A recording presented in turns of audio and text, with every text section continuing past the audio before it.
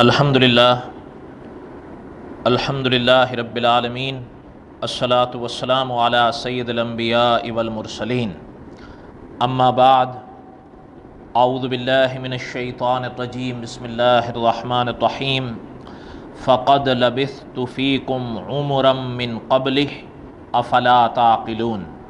صدق اللہ العظیم وبلغنا رسولہ النبی الکریم ونحن علی ذلک لمن الشاہدین والشاکرین والحمد للہ رب العالمین۔ اللہم صلی علی سیدنا و مولانا محمد وعلی آل سیدنا و مولانا محمد وبارک وسلم وصلی علیہ۔ کچھ حضرات نے، دوستوں نے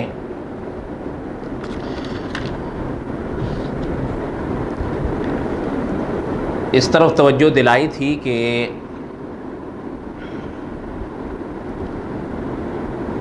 قادیانیت کے بارے میں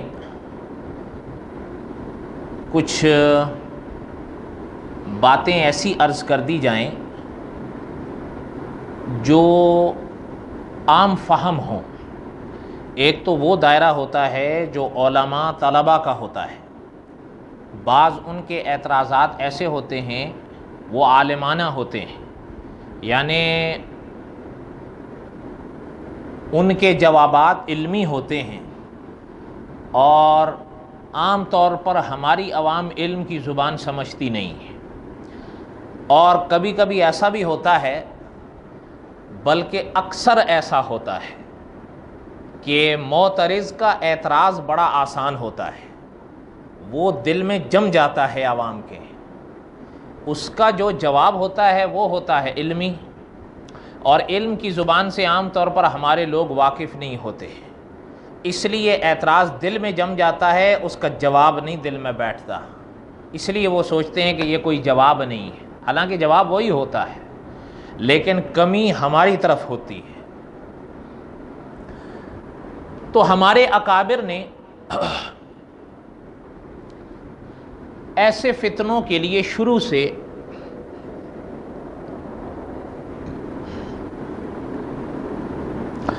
ایک راہ تجویز فرمائی ہے، جو اگر دیکھا جائے تو ہمارے لیے اور آپ کے لیے تو اصولی ہے ہی، قادیانیت کی تعلیمات کے لحاظ سے بھی وہ اصولی ہے، اور وہی اصول بن سکتا ہے ہر شخص کے لیے، چاہے وہ کسی بھی مذہب سے تعلق رکھے۔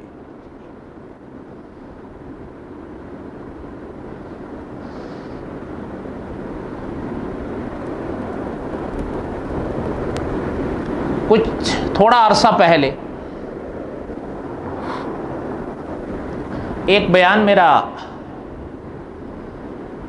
میڈیا پر آیا تھا، اس میں اصل تو وہ ہے قصص الانبیاء کے متعلق، لیکن ضمناً ختم نبوت کی بات آئی تھی، تو اس حصے پر ایک قادیانی نے اعتراض کیا تھا۔ اس کا کہنا یہ تھا کہ یہ سے مولویوں کے ڈھکوسلے ہیں، ورنہ قرآن پاک میں وہ کون سی آیت ہے جس سے پتہ چلتا ہو یا ثابت ہوتا ہو کہ حضور علیہ السلام کے بعد کوئی نبی پیدا نہیں ہوگا، یا احادیث طیبہ میں کون سی ایسی حدیث ہے، احادیث طیبہ میں سے کون سی ایسی حدیث ہے جس سے یہ پتہ چلتا ہو کہ حضور علیہ السلام کے بعد کوئی نبی پیدا نہیں ہوگا۔ اس کا عقیدہ سمجھ میں آ رہا ہوگا آپ کو ان دو جملوں سے۔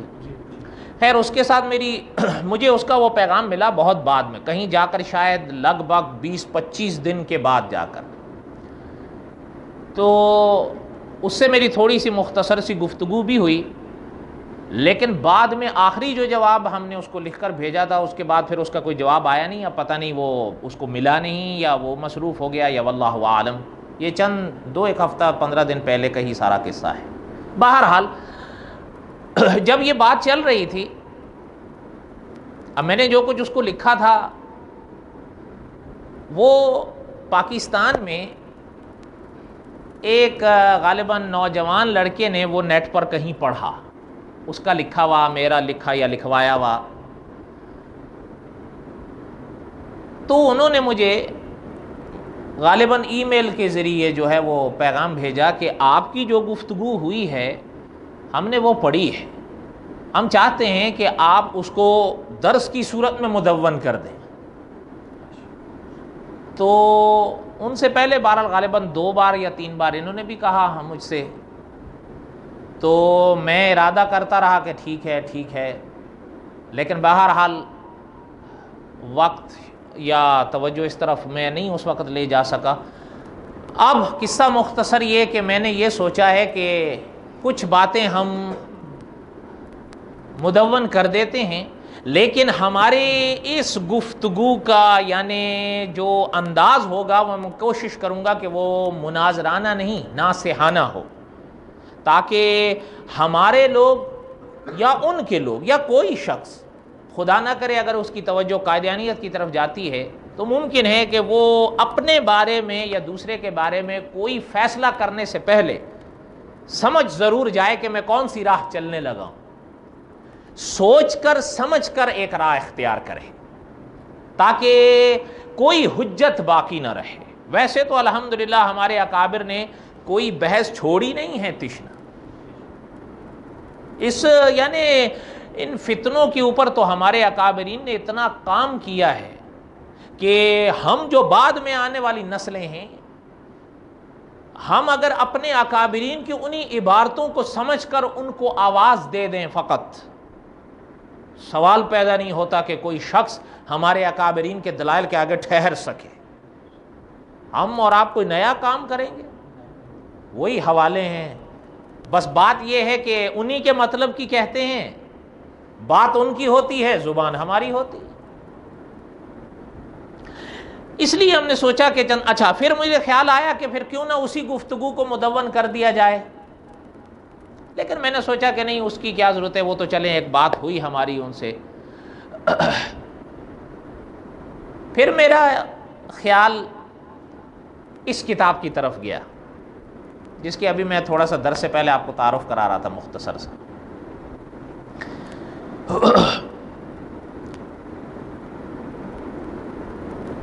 اس کتاب کا جو نام ہے وہ ایسا ہے کہ انشاءاللہ میں بھی کوشش کروں گا کہ اس کو اسی طرز پر رکھوں جس پر یہ رسالہ ہے، اور میں نے اور کوئی زیادہ کام نہیں کیا ہے، چونکہ میں نے ابھی بتایا یہ ہے سن 1965 کا رسالہ۔ کتنے سال آگے ہم، سن 1965 کا یہ رسالہ ہے، 1965 کا، اور اب ہم جا رہے ہیں سن 2015، 50 سال اور نصف صدی۔ اب ظاہر ہے کہ وہاں قادیانیوں کی کتاب کے جن کے حوالے ہیں یا صفحے ہیں، اب ہمارے پاس وہ نئے ایڈیشن میں ہیں۔ آپ یقین کریں مجھے صبح وہ نشان لگانے میں، ڈھونڈنے میں لگ گئے 3 گھنٹے، صرف وہ نشانات لگانے میں، اس لیے کہ اب میں خالی اس سے دکھاؤں گا تو پھر ممکن ہے کہ کوئی کہے یہ ایسے مولویوں کا ڈھکوسلا ہے، کوئی نہیں لکھا ہوا ہماری کتابوں میں۔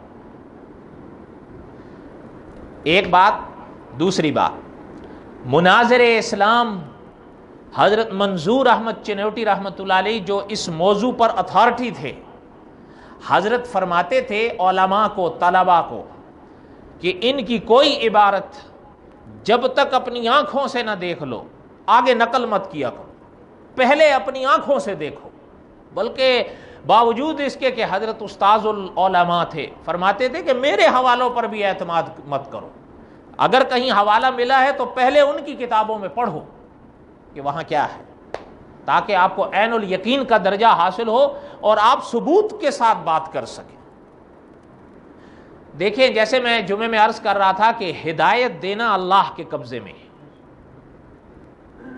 بڑے عرصے کی بات ہے، اس کو بھی لگ بھگ ہو گئے تقریباً قریب 65 سال اس قصے کو۔ مولانا منظور احمد چنوٹی رحمۃ اللہ علیہ کی ایک قائدیانی سے گفتگو ہوئی تھی، وہ لمبا قصہ ہے، وہ تو میں ابھی نہیں سناتا، اللہ نے موقع دیا تو پھر کسی موقع پر سناؤں گا۔ اس میں ایک حصہ ذرا سا سنا دیتا ہوں، بہت مختصر سا۔ حضرت کی جب اس سے گفتگو ہوئی، اس کا کہنا یہ تھا کہ حضرت یہ کیا بات ہے، ریڑھی والا ریڑھی لگاتا ہے اور آواز دیتا ہے کہ میرے پاس یہ ہے، میرے پاس وہ ہے، جس کی مرضی لے، جس کی مرضی نہیں لے، جس کو جو چیز پسند آتی ہے وہ لے لیتا ہے، جس کو پسند نہیں آتی چھوڑ دیتا ہے۔ حضرت صاحب نے دعویٰ کیا اور آواز لگائی کہ میں مسیح ہوں، مہدی ہوں، ہمیں ان کا یہ دعویٰ پسند آیا، صحیح لگا، ہم نے قبول کر لیا۔ مولانا منظور احمد چنوٹی رحمۃ اللہ علیہ نے اس کی اس بات کے جواب میں ارشاد فرمایا تھا کہ یہ جیسے سورج چمک رہا ہے نا، میں ایسے تو میں ظاہر کر کے دکھا دوں گا کہ مرزا قائدینی جھوٹا تھا، اس کے بعد ہدایت اللہ کے قبضے میں ہے کہ اللہ تجھے ہدایت دیتے ہیں یا نہیں دیتے، تیرے پاس کوئی حجت نہیں رہے گی۔ اور حضرت نے ثابت کر دیا۔ وہ بڑا دلچسپ واقعہ ہے، لیکن اللہ نے موقع دیا تو پھر کسی موقع پر آئے گا، وہ لمبی داستان ہے۔ اچھا خیر، کہنے کا مقصد یہ تھا ہمارے اکابر نے ان کے بارے میں کبھی بھی خاص کر عوام کو، علماء کو، طلباء کی تو باتیں اور ہوتی ہیں، لیکن عوام کو ہمیشہ ہمارے اکابر نے تقریر سے، تحریر سے یہ مشورہ دیا ہے کہ کبھی بھی ان کے ساتھ علمی گفتگو مت کیا کرو۔ اس کی وجہ کیا ہے؟ اس کی وجہ یہ ہے کہ عام طور پر ان کی گفتگو کا محور دو چیزیں ہوتی ہیں، ایک حضور کے بعد نبوت کا جاری رہنا علیہ السلام، اور دوسرا ہے حضرت عیسیٰ علیہ السلام کا مسئلہ۔ پہلے کو کہا جاتا ہے اجرائے نبوت اور دوسرے کو کہا جاتا ہے حیات وفات مسیح۔ اچھا، یہ بھی عنوان ایک بڑی عجیب سی بات ہے، اس پر بھی ایک مسئلہ ہے، ہمارے بھی کئی لوگ ان کے اس میں آ جاتے ہیں اور حیات وفات مسیح کا عنوان قائم کر لیتے ہیں، حالانکہ ہمارے اکابر فرماتے ہیں یہ عنوان ہی سرے سے صحیح نہیں ہے، یہ بھی ایک داستان ہے۔ لیکن خیر، کہنے کا مقصد یہ ہے کہ یہ چیزیں تو چلیں طلباء میں بیان کریں، آپ حضرات کبھی بھی ان کے ساتھ، بلکہ ہمارے کئی اکابر تو علماء کو بھی فرماتے تھے کہ ان کے ساتھ ان مسئلے پر گفتگو کی ضرورت نہیں ہے۔ کیوں؟ اس کی وجہ ہے، اس کی وجہ یہ ہے، آپ اور ہم، میری طرف توجہ رہے، بات آپ کو سمجھ میں آئے گی انشاءاللہ، آپ اور ہم الحمدللہ مسلمان ہیں نا، ہمارا عقیدہ یہ ہے کہ حضور علیہ السلام پر نبوت ختم ہے، حضور آخری نبی ہے، اور اس کے جو دلائل ہیں نا، یہ جو کہا جاتا ہے، جیسے اس نے کہا تھا کہ قرآن پاک کی وہ کون سی آیت ہے، میں نے اس سے یہی پوچھی تھی اگلی بات کہ کیا آپ کو قرآن پاک کی میں سے کوئی آیت نہیں ملی ہے ختم نبوت کی دلیل؟ جبکہ مفتی شفیع صاحب رحمۃ اللہ علیہ نے عقیدہ ختم نبوت پہ 99 آیات قرآن کی لکھی ہیں، ایک کم 100، کتنی؟ اور احادیث طیبہ میں سے حضرت رحمۃ اللہ علیہ نے 210 حضور کی احادیث لکھی ہیں جو حضور کی ختم نبوت کے دلائل ہیں۔ آیتیں کتنی ہوئیں؟ ایک کم 100۔ آپ کے لیے، ہمارے لیے ایک آیت بھی ہو تو کافی ہے، 99 آیات۔ اور پھر احادیث طیبہ میں اگر ایک حدیث بھی مل جائے تو سر آنکھوں پر ہے، چہ جائے کہ 210۔ اور پھر حضرت نے تیسرا حصہ اس کتاب کا لکھا کہ 1300 سال میں جتنے علماء گزرے ہیں، علماء مجتہدین، مفسرین، محدثین، مجددین، یہ تمام علماء، پوری امت کا اجماع ہے کہ حضرت محمد الرسول اللہ صلی اللہ علیہ وسلم خدا کے آخری نبی اور رسول ہیں۔ ختم نبوت کامل اس کا نام ہے، کتاب کا کیا نام ہے؟ مفتی شفیع صاحب رحمۃ اللہ علیہ کی یہ کتاب ہے، جو مفتی محمد تقی عثمانی صاحب کے والد تھے۔ حضرت منظور احمد چنوٹی رحمۃ اللہ علیہ فرماتے تھے کہ میرا مشورہ یہ ہے کہ یہ کتاب ہر گھر میں ہو، بڑی جامع کتاب ہے۔ ختم نبوت تو سورج سے زیادہ روشن ہے۔ رہ گیا مسئلہ حیات مسیح علیہ السلام کا، اس پر بھی ہمارے اکابر نے واضح دلائل لکھے ہیں۔ ہمارا اور آپ کا عقیدہ یہ ہے کہ حضور آخری نبی ہیں علیہ السلام، اور حضرت عیسیٰ علیہ السلام آسمانوں پر زندہ ہیں اور قیامت سے پہلے اس دنیا میں تشریف لائیں گے۔ یہ عقیدہ ہے اور یہ اجماعی عقیدہ ہے۔ کوئی شخص ان عقائد کا انکار کر کے دائرہ اسلام میں نہیں رہ سکے گا، یاد رکھیے گا، وہ چاہے ان دو کا انکار کر دے یا چاہے دو میں سے ایک کا بھی کر دے۔ کیوں؟ اس لیے کہ ایمان کی تعریف یہ ہے کہ ضروریات دین کی ہر بات کو ماننا ایمان ہے، اور ضروریات دین میں سے کسی ایک شے کا بھی انکار کفر ہے۔ ہمارا تو یہ واضح عقیدہ ہے، نبوت بند اور حیات مسیح علیہ السلام کے ہم قائل ہیں۔ یہاں تک بات سمجھ میں آئی ہے یا نہیں آئی ہے؟ اب سنیے، مسلمانوں نے 14 صدیاں عبور کر لی تھی کہ دو گروہ سامنے آئے، یہ ایک ہی دور کے آگے پیچھے کے ہی ہیں۔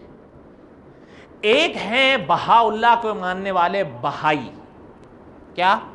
بہائی، اور دوسرے ہیں مرزا غلام احمد قادیانی کو ماننے والے، وہ کہلاتے ہیں قادیانی۔ کیا؟ اب ذرا سنیے گا، جو بہائی ہیں وہ حضور کے بعد نبوت کو جاری مانتے ہیں۔ کیوں؟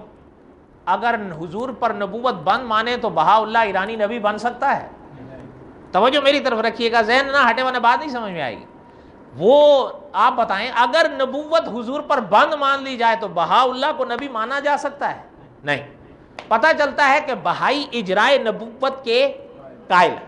اچھا اگلی بات سنیں، حضرت عیسیٰ کی حیات کے وہ قائل نہیں ہیں، حیات مسیح کے وہ قائل نہیں ہیں۔ اچھا اب ذرا مجھے بتائیے گا، اجرائے نبوت اور حیات مسیح علیہ السلام کے مسئلے میں بہائی جو ہیں وہ ہمارے ساتھ ہیں؟ بولے نا، اگر بات سمجھ میں آ رہی ہے تو بولیں، ہمارے ساتھ ہیں؟ نہیں۔ اچھا اب آ جائیے تیسری طرف، جن کو کہا جاتا ہے قادیانی۔ یہ حضور کے بعد نبوت کے جاری رہنے کے، کیوں؟ وہی بات ہے، اگر حضور پر نبوت ختم ہو گئی تھی تو مرزے کو نبی مانا جا سکتا ہے یا منوایا جا سکتا ہے؟ سوال ہی نہیں پیدا ہوتا۔ اس لیے حضور کے بعد وہ اجرائے نبوت کے قائل ہوئے ہیں کہ حضور کے بعد نبوت جاری۔ اچھا حیات مسیح کے وہ قائل ہاں، بلکہ مرزا غلام احمد قادیانی نے حیات مسیح علیہ السلام کے عقیدے کو شرک عظیم لکھا ہے۔ کیا؟ اچھا شرک عظیم، تو جس کا یہ عقیدہ ہو وہ خود کیا ہوگا؟ مشرک اعظم۔ کیا؟ جب یہ عقیدہ شرک عظیم ہوگا، اور خدا نہ کرے کسی کا یہ عقیدہ ہو، تو وہ کیا ہوگا؟ مشرک اعظم۔ اس پر بھی ایک بات ہے، لیکن چھوڑیں، وہ شاید اس پہلے والے درس میں ہے جو حضرت عیسیٰ علیہ السلام پہ میں نے کیا تھا، وہ ہے نیٹ پر، چھوڑیں اس کو۔ اب ذرا توجہ دیجیے گا، یہ جو دو مسئلے ہیں، اجرائے نبوت اور حیات مسیح علیہ السلام، وفات مسیح علیہ السلام کے عنوان سے جو مسئلہ بیان کیا جاتا ہے، ان دو مسئلوں میں ذرا بتائیے گا، بہائی ہماری طرف ہیں یا ان کی طرف ہیں؟ ان کی طرف ہے نا، ہماری طرف تو نہیں ہے، ایسا ہی ہے یا نہیں؟ اچھا اب سنیے گا، اگر یہ دو مسئلے مرزائی اور قادیانیوں کے نزدیک یا مرزا غلام احمد قادیانی کے نزدیک مدار نجات ہوتے تو پھر بہائیوں کا کیا ہونا تھا؟ بہائی پھر نجات والے ہوتے یا نہ ہوتے نا؟ کیوں؟ ان کے ساتھ ہیں۔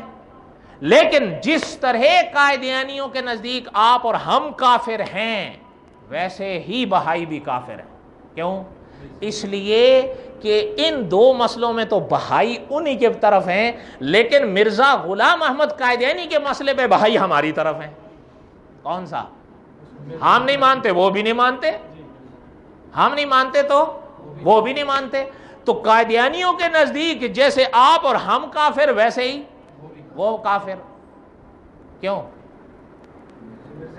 مرزے کو نہیں مانتے۔ اب آپ بتائیں، مولانا منظور احمد چنوٹی رحمۃ اللہ علیہ فرماتے تھے، حضرت فرماتے تھے، خدا نہ کرے ایک انسان 6 گھنٹے گفتگو کر کر کے، اللہ معاف کرے، اگر وہ اجرائے نبوت کا قائل بھی ہو جاتا ہے حضور کے بعد، اور حیات مسیح علیہ السلام کا انکار بھی کر جاتا ہے، اللہ نہ کرے، لیکن اس کے باوجود مرزے کو نہیں مانتا، پھر کیا ہوگا؟ کوئی فائدہ نہیں۔ پھر آپ بتائیں، ان دو عقیدوں کو اپنانے سے اس کو کوئی فائدہ ہوگا؟ نہیں۔ کب تک اس کو فائدہ نہیں ہوگا؟ جب تک مرزے کو نہ مانے۔ تو اب آپ بتائیں، پہلے گفتگو ان دو مسئلوں پر ہونی چاہیے یا مرزا قادیانی پر ہونی چاہیے؟ کس پر ہونی چاہیے؟ مرزا قادیانی پر ہونی چاہیے۔ یہ کون سی بات ہے کہ بھائی نہیں؟ اچھا آپ کو شاید نام سنا ہوگا، مناظر اسلام مولانا لال حسین اختر رحمۃ اللہ علیہ، یعنی زمانے گزر گئے وہ تو، لیکن ان کی باتیں یاد ہیں۔ حضرت فرماتے تھے کہ کوئی مرزے کو ماننے والا اس کے سامنے زہر کی بوتل رکھ دو وہ پی لے گا، لیکن مرزا قائدینی کی سیرت اور کردار پہ بات نہیں کرے گا، سوال ہی نہیں پیدا ہوتا۔ حالانکہ اگر اس طرف دیکھا جائے تو ان دو مسئلوں پر پہلے بات ہونی چاہیے یا مرزا قائدینی پہ ہونی چاہیے؟ مرزا قائدینی پہ ہونی، اس لیے کہ جب تک کوئی اس کو نہ مانے، وہ چاہے اجرائے نبوت کا عقیدہ رکھے یا ختم نبوت کا عقیدہ رکھے، چاہے وہ حیات مسیح کا قائل ہو یا وفات مسیح کا قائل ہو، قائدیانیوں کے نزدیک اس کی نجات اس وقت تک نہیں ہوگی جب تک وہ مرزے کو نہ مانے۔ تو بات پہلے ان دونوں موضوعات پر ہونی چاہیے یا اس پر ہونی چاہیے؟ بات ختم ہو جاتی ہے یہاں پر۔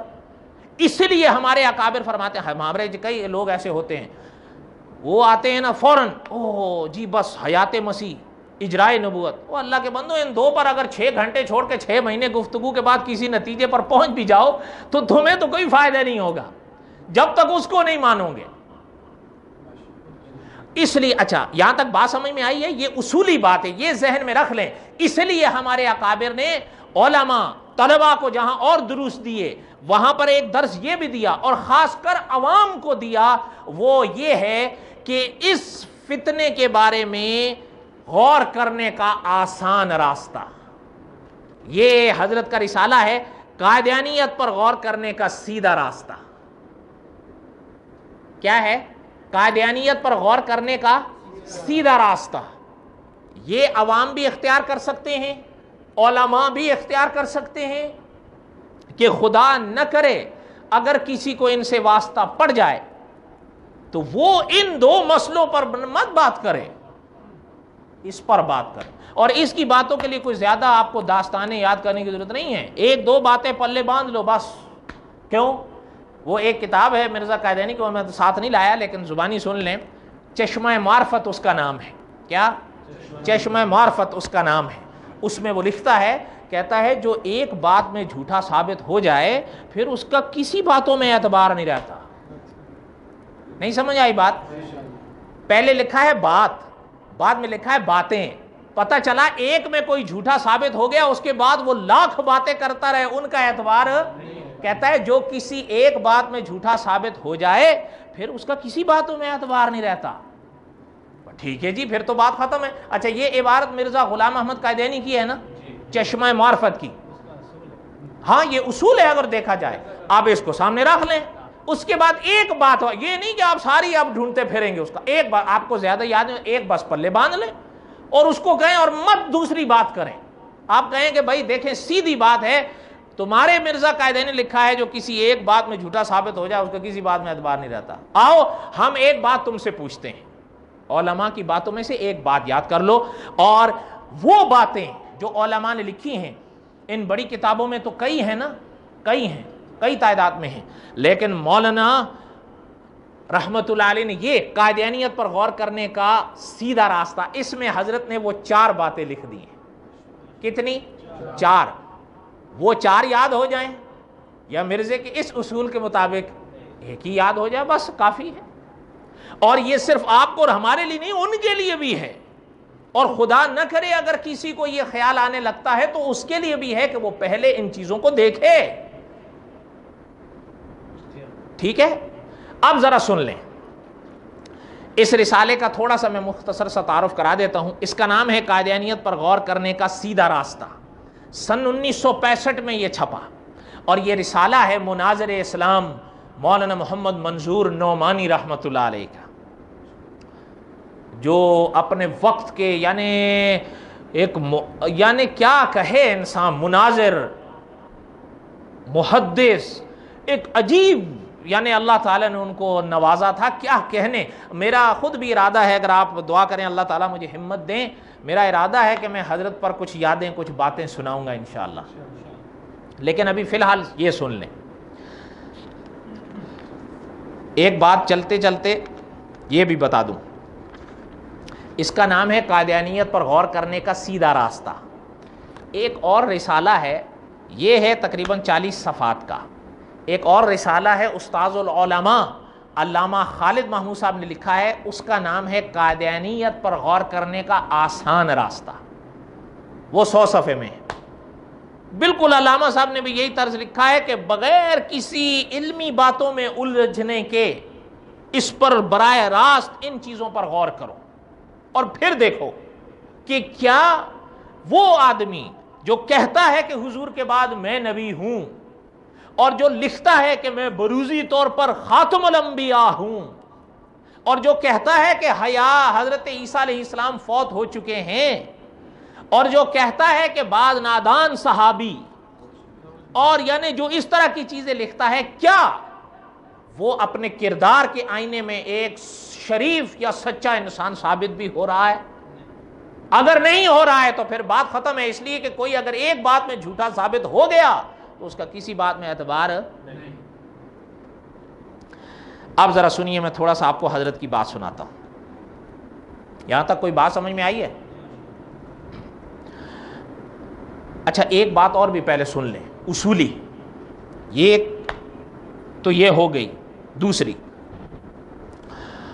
آپ نے نام سنا ہوگا مولانا محمد علی جلیندری رحمۃ اللہ علیہ کا. یاد رکھیے گا، حضرت فرماتے تھے کہ نبی کو ماننے سے پہلے نبی کی ذات کو پرکھا جا سکتا ہے، لیکن نبی کی بات کو نہیں پرکھا جا سکتا. جب نبی مان لیا آپ نے تو پھر نبی کی بات کو نہیں پرکھیں گے آپ اور ہم کہ نبی نے سچ فرمایا یا برعکس فرمایا. نبی ماننے سے پہلے کوئی نبی کی ذات کو پرکھتا ہے، پرکھ سکتا ہے. کوئی بات سمجھ میں آئی ہے؟ ابھی بھی نہ سمجھ میں آئے تو ذرا غور کریے گا. آپ صلی اللہ علیہ وسلم نے مکہ مکرمہ میں مکے کے مشرکوں کے آگے جب سب سے پہلا اعلان فرمایا تھا، آپ یقین کریں قرآن پاک پہ آپ غور کریں، جو میں نے جملہ پڑھا ہے آیت کا ذرا غور کریے گا. لَقَدْ لَبِثْتُ فِيكُمْ عُمُرًا مِّن قَبْلِهِ، اس سے پہلے بھی تو میں ایک عمر تمہارے درمیان بسر کر چکا ہوں. آپ ذرا غور کریے گا، آپ صلی اللہ علیہ وسلم نے مکے والوں کے آگے سب سے پہلے اپنی بات پیش کی ہے یا اپنی ذات پیش کی ہے؟ سمجھ آ رہے ہیں بات یا نہیں آ رہی ہے یا نہیں؟ حضور صلی اللہ علیہ وسلم نے یہ آیت بھی اگر آپ غور کریں، فَقَدْ لَبِثْتُ فِيكُمْ عُمُرًا مِّن قَبْلِهِ أَفَلَا تَعْقِلُونَ، یہاں پر بھی آپ غور کریں. سیرت کا یہ واقعہ تو بڑا مشہور ہے. آپ صلی اللہ علیہ وسلم نے سب سے پہلے مکے والوں کے آگے اپنی ذات پیش فرمائی تھی یا اپنی بات پیش فرمائی تھی؟ ذات پیش فرمائی تھی. حضرت منظور احمد چنوٹی رحمۃ اللہ علیہ فرماتے تھے کہ اللہ کے بندو تم اس کی بات ہمارے آگے پیش کر رہے ہو، پہلے اس کی ذات پیش کرو، ہم ذرا پرکھیں تو صحیح. اگر وہ اپنے معیار کے مطابق بھی سچائی پر اترتا ہے، وہ جو کہتا جائے گا ہم مانتے جائیں گے. لیکن حضرت چنوٹی صاحب رحمۃ اللہ علیہ فرماتے تھے آسمان پھٹ سکتا ہے لیکن سچائی کے ساتھ مرزا قائدینی کو اکٹھا نہیں کیا جا سکتا. یہ سوال ہی نہیں پیدا ہوتا. بات سمجھ میں آئی ہے؟ یہ اصول سمجھ میں آیا کہ نہیں؟ پہلے نبی اپنی ذات پیش کرتے ہیں یا اپنی بات پیش کرتے ہیں؟ ایک اور بات مجھے یاد آئی، وہ بھی سن لیں. یہ میرے ہاتھ میں ایک کتاب ہے سیرت المہدی، یہ مرزا غلام احمد قائدینی کی زندگی پر ہے. اس کے بیٹے نے لکھی ہے، مرزا بشیر احمد نے. کس کے بیٹے نے؟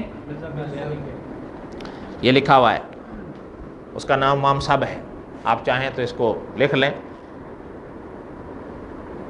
سیرت المہدی اس کا نام ہے. حضرت صاحبزادہ مرزا بشیر احمد صاحب MA، اس کا بیٹا تھا.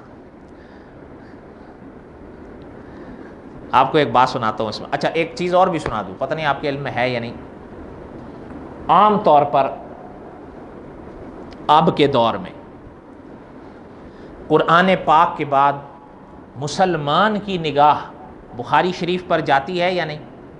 جاتی ہے نا. امام بخاری رحمۃ اللہ علیہ کی اس کتاب کو اللہ تعالیٰ نے ایک عظیم قبولیت بخشی ہے.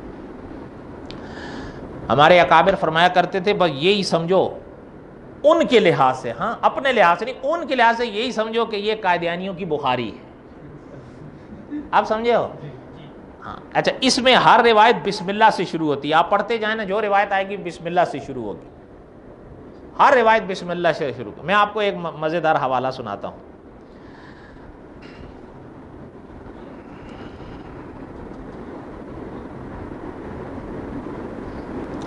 ہاں جی، سیرت المہدی ہے، یہ روایت نمبر 109 ہے. بسم اللہ الرحمن الرحیم. ذرا توجہ سے سنیے گا. ہاں پرانی اردو ہے یا نا، اوپر سے گزرے. اب یہاں تو نہیں میں مانا آپ وہ کر سکتا، وہ کہیں گے ہماری عبارت بدل دی ہے. بسم اللہ الرحمن الرحیم. خاکسار عرض کرتا ہے کہ حضرت خلیفہ اول فرماتے تھے. حضرت خلیفہ اول فرماتے تھے. خلیفہ اول کون ہے؟ مرزا غلام احمد قادیانی کے بعد جو اس کا پہلا چیلا بنا، اس کو یہ کہا کرتے تھے خلیفہ اول. کیا؟ حالانکہ خلیفہ اول یہ جملہ اس کا وہ حقدار نہیں تھا. کیوں؟ یہ اسلامی اصطلاح ہے، اور اس جملے کے کوئی اگر حقدار ہیں خلیفہ اول حضور کی امت میں تو وہ تنہا رفیق دم ہجرت ہے رضی اللہ تعالیٰ. یہ بھی ایک موضوع ہے کہ اسلامی اصطلاحات کو ان لوگوں نے استعمال کیا، اور باتیں اپنی جگہ لاکھ صحیح، لیکن خوبیوں کو ماننا چاہیے. جنرل ضیاء الحق مرحوم نے آرڈیننس نافذ کیا تھا کہ کوئی قادیانی کوئی اسلامی اصطلاح نہیں استعمال کر سکتا. وہ میرے پاس موجود ہے، عدالت کا ریکارڈ کاپی کی صورت میں، وہ میں نے منگوا کے رکھا ہوا ہے. بہت پرانا قصہ ہے یہ. خیر اچھا، لیکن خلیفہ اول یہ کہتے ہیں جو مرزا قادیانی کے بعد اس کا پہلا چیلا بنا، حکیم نور الدین. کیا نام تھا اس کا؟ بھیرے کا تھا وہ، بھیرے کا. اس کی بھی ایک داستان ہے لیکن چھوڑیں ابھی وقت نہیں. بسم اللہ الرحمن الرحیم. خاکسار عرض کرتا ہے کہ حضرت خلیفہ اول فرماتے تھے. اب سمجھ میں آ گئی کہ جب فتح اسلام توضیح مرام شائع ہوئیں، آپ کو محسوس ہو رہا یہاں دو کتابوں کا ذکر کیا گیا ہے. ایک کا نام ہے فتح اسلام اور دوسری کا نام ہے توضیح مرام. یہ مرزا قادیانی کی دو کتابیں تھیں، چھوٹی چھوٹی جیسے رسالے ہوتے ہیں نا اس طرح کے. یہ ابتدائی حصوں کی دو رسالے ہیں. ابھی اس کے لچھن جو ہے وہ پوری طرح، لیکن اس میں بھی جو وہ دعویٰ کرنے جا رہا تھا وہ کچھ نہ کچھ ظاہر ہو رہا تھا، لیکن کئی پردوں میں. سمجھ رہے ہیں آپ بات؟ اب سنیے. جب یہ شائع ہوئیں تو ابھی میرے پاس نہ پہنچی تھیں. کس کے پاس نہیں پہنچی تھی؟ نہیں بیٹے کے پاس نہیں، حکیم نور الدین کے پاس. وہ سمجھ گئے ہیں. ذرا توجہ سے سنیے گا، یہ درس ہے نا، تقریر تو نہیں ہے. بور تو نہیں ہو رہے ہیں آپ لوگ؟ تو ابھی میرے پاس نہ پہنچی تھیں اور ایک مخالف شخص کے پاس پہنچ گئی تھیں. مخالف سے مراد یہاں مسلمان ہیں. کیا ہے؟ حضرت چنوری صاحب رحمۃ اللہ علیہ نے ان کی نشاندہی کہی، لیکن ابھی اس کی وقت نہیں ہے، بس مختصر سا عرض کر دیا ہے. مخالف سے مراد کون ہے؟ پتہ چلتا ہے کہ یہ دو کتابیں ابھی تک اس کے پاس نہیں پہنچی تھیں، لیکن اس مسلمان کے پاس وہ بغل میں دبا کے اس کے پاس آ گیا. کس کے پاس؟ ہاں وہ چونکہ پڑھ چکا تھا پہلے.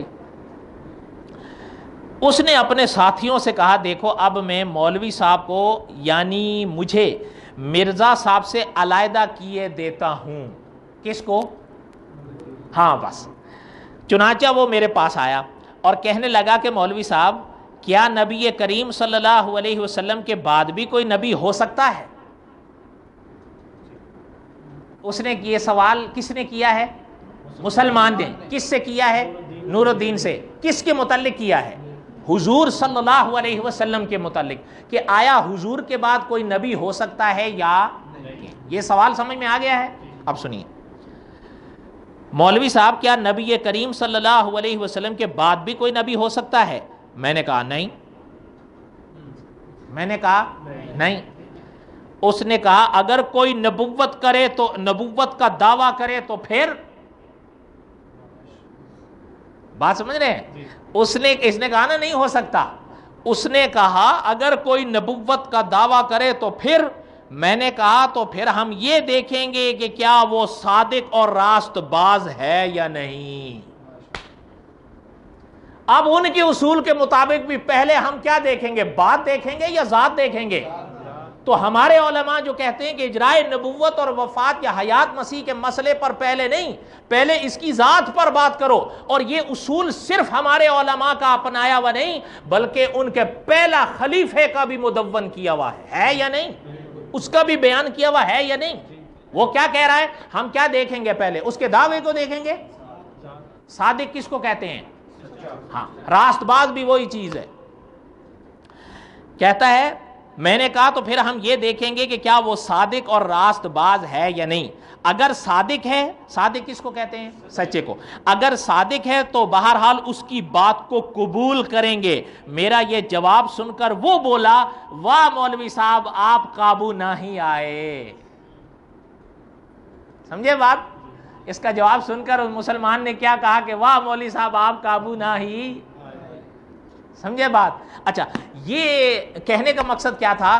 اب ہمارے جو اکابر یہ جو فرماتے ہیں کہ پہلے ان دو مسئلوں پر بات کرنے سے کوئی فائدہ نہیں ہوگا اس دائرے میں، پہلے اس کی ذات پر بات کرو کہ آیا وہ سچا انسان تھا یا نہیں، آیا وہ صادق تھا یا نہیں، آیا وہ راست باز تھا یا نہیں، ہے یا نہیں.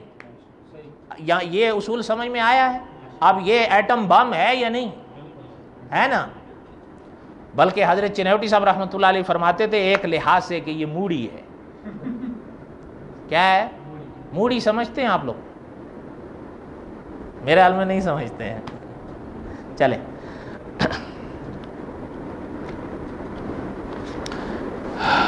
اب یہاں تک میں نے آپ کو 2-3 اصول موٹے موٹے سکھا دیے ہیں. یہ ذہن میں اگر آپ رکھ لیں، اگر نہیں رکھ سکتے تو ہمارا یہ درس ہی سنا دیجیے گا کہ بھائی ہم بھی سنتے ہیں، آپ بھی بیٹھ کر سنو. اتنا تو کر ہی سکتے ہو نا، یہ بھی نہیں کر سکتے ہو آپ لوگ. اب ذرا سنیں، میں آپ کو حضرت نعمانی رحمۃ اللہ علیہ کا رسالہ سناتا ہوں.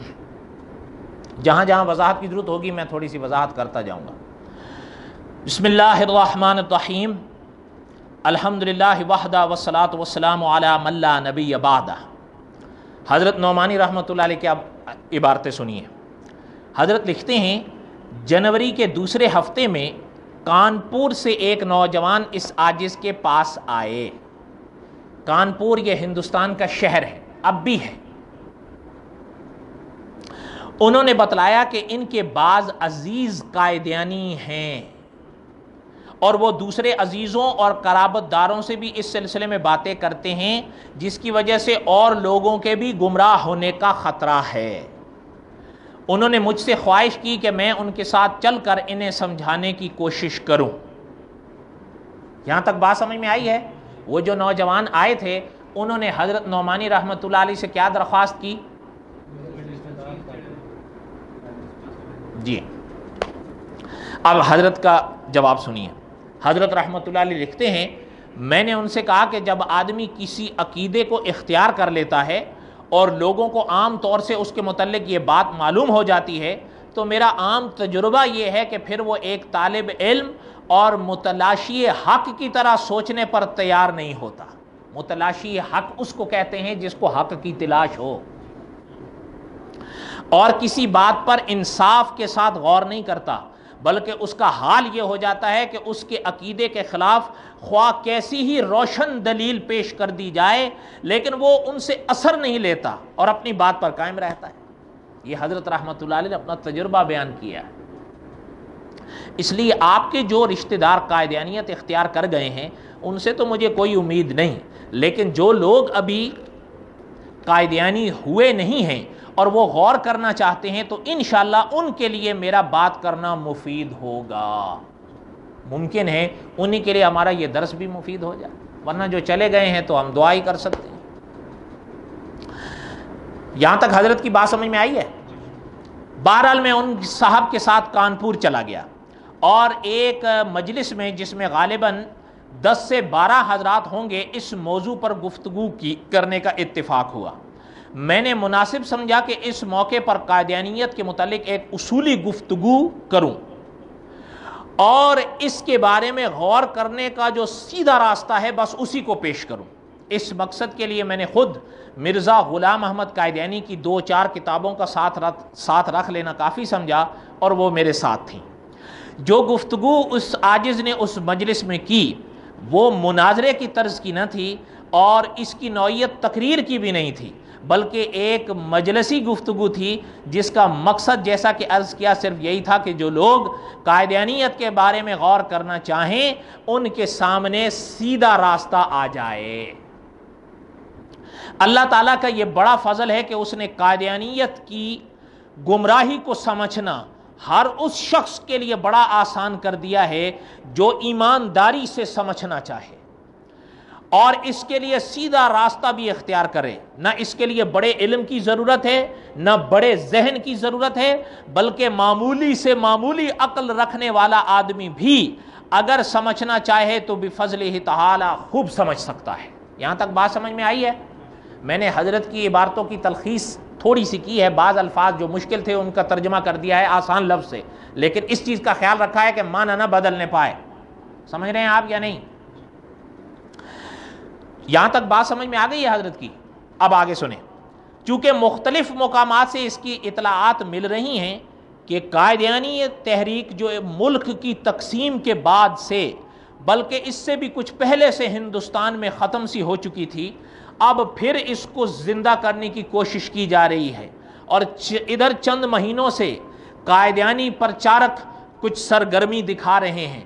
اس لیے یہ مناسب معلوم ہوتا ہے کہ جو کچھ اس عاجز نے اس مجلس میں کہا تھا اس کو قلم بند کر کے شائع کر دیا جائے، تاکہ قادیانیت کے بارے میں غور کرنے کا سیدھا راستہ زیادہ سے زیادہ عام مسلمانوں کے علم میں آ جائے اور اس نئے دھرم کی حقیقت کو سمجھنا سمجھانا لوگوں کے لیے آسان ہو جائے۔ یہاں تک بات سمجھ میں آئی ہے؟ یہاں پر حضرت نے چند باتیں ختم نبوت کے مسائل پر کی ہیں، میں اس کو چھوڑ دیتا ہوں، انشاءاللہ اللہ نے موقع دیا تو عقیدہ ختم نبوت پر مستقل درس ہوگا۔ ابھی آپ وہ سنیں جو اس درس کے متعلق ہم نے رکھا ہے، قادیانیت پر غور کرنے کا سیدھا راستہ، ٹھیک ہے؟ مولانا منظور نعمانی رحمۃ اللہ علیہ نے اس پر عنوان قائم کیا ہے، مرزا غلام احمد قادیانی کی جانچ۔ اگر یہ بات پڑھنے اور سننے کے ساتھ ساتھ یہ دو چار باتیں جو میں نے ابتدا میں عرض کی ہیں ذات اور بات کے متعلق اگر آپ اپنے ذہن میں اتار کے لے آئیں تو یہ باتیں آپ کی سمجھنے بڑی آسان ہو جائیں گی۔ حضرت لکھتے ہیں کہ مجلس کے حاضرین میں چند قادیانی بھی تھے، میں نے ان کو مخاطب کرتے ہوئے کہا، وہ جو مجلس تھی نا اس میں کچھ قادیانی بھی آئے تھے۔ حضرت فرماتے ہیں میں نے ان کو مخاطب کرتے ہوئے کہا کہ آپ حضرات کو جیسا کہ میری اب تک کی گفتگو سے معلوم ہوا، واقعہ یہ ہے کہ ختم نبوت ہمارے ایمان کا جز ہے، لیکن میں تھوڑی دیر کے لیے اس سے صرف نظر کر کے کہتا ہوں کہ اگر بالفرض نبوت ختم نہ ہوئی ہوتی اور انبیاء علیہم السلام کی آمد کا سلسلہ جاری ہوتا تب بھی مرزا غلام احمد جیسے کسی شخص کے نبی ہونے کا سوال ہی پیدا نہیں ہوتا، امکان ہی نہیں ہے۔ سمجھ آ رہی ہے نہیں آ رہی ہے؟ اب جیسے اس دن اس نے وہ آیتیں لکھ دیں حضور کے بعد اجرائے نبوت کے لیے، یاد ہوگا تقریباً 7 آیتیں اس نے لکھیں کہ قرآن پاک میں 7 آیتیں، اور کہتا اور بھی ہیں لیکن 7 لکھ دیتا ہوں کہ ان سے پتہ چلتا ہے کہ حضور کے بعد نبوت۔ اچھا بالفرض کی بات کر رہا ہوں، ہاں کوئی عقیدے کی نہیں، بالفرض اگر ان آیتوں سے نبوت جاری ہونا ثابت بھی ہو جائے تو کیا ان آیتوں سے اجرائے نبوت کے بعد مرزا قادیانی خود بخود نبی ثابت ہو جائے گا؟ یہ نقطہ آپ سمجھیں نا، اگر ان آیت اولاً تو ان آیتوں کا وہ معنی نہیں ہے، نہ وہ اجرائے نبوت کی دلائل ہیں، لیکن اگر ہم 2 منٹ کے لیے چپ بھی ہو جائیں اور ان آیتوں سے اجرائے نبوت کا کوئی شخص اگر عقیدہ قائم بھی کر لے تو مرزا قادیانی ان آیتوں کے اجرائے نبوت سے خود بخود نبی ثابت ہو جائے۔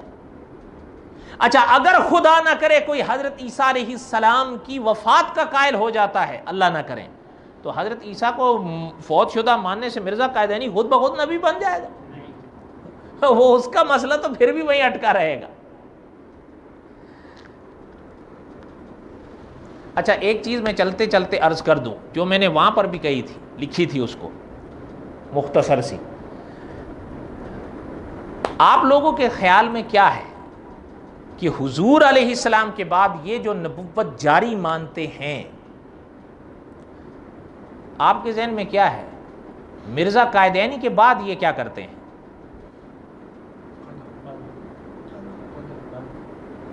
ہاں یہ چیز ذہن میں رکھا کریں، شاید کسی کے ذہن میں یہ ہو کہ یہ مرزا کے بعد نبوت کو جاری مانے، نہیں، حضور کے بعد علیہ السلام اور قیامت سے پہلے ان تمام صدیوں میں حضور کے بعد ان کے نزدیک مرزا غلام احمد قادیانی کے سوا کوئی نبی نہیں ہوا۔ حضور کے پر نبوت بند نہیں مانتے صلی اللہ علیہ وسلم، لیکن مرزے پہ نبوت بند مانتے۔ مرزے نے خود لکھا ہے، کہتا ہے قصر نبوت کی آخری اینٹ میں ہوں، حالانکہ حضور نے کیا فرمایا تھا کہ قصر نبوت کی آخری اینٹ میں ہوں، یہ کہتا ہے قصر نبوت کی آخری اینٹ میں ہوں۔ اور ایک جگہ تو لکھتا ہے، کہتا ہے کہ اپنا روزہ آدم کہ جو تھا اب تلک نامکمل، روزہ آدم کے جو نامکمل تھا اب تلک میرے آنے سے ہوا ہے کامل کا جملہ برگوبار۔ نہیں سمجھ آیا جملہ اس کا؟ کہتا ہے روزہ آدم کے جو اب تلک تھا نامکمل میرے آنے سے ہوا ہے کامل کا جملہ برگوبار۔ نہیں سمجھ آئی؟ کہتا ہے وہ قصر جو تھا نا نبوت والا میرے آنے سے وہ پورا ہوا ہے۔ پتہ چلا ہے کہ سلسلہ پھر اس کے بعد ختم شد۔ اچھا، اب اگر ہم ایک چھوٹا سا سوال کرتے ہیں، وہ جو آیتیں اس نے لکھی یا یہ لکھتے رہتے ہیں، اگر ان سے نبوت جاری ہے تو وہ آیتیں تو اب بھی قرآن پاک میں موجود ہیں یا نہیں؟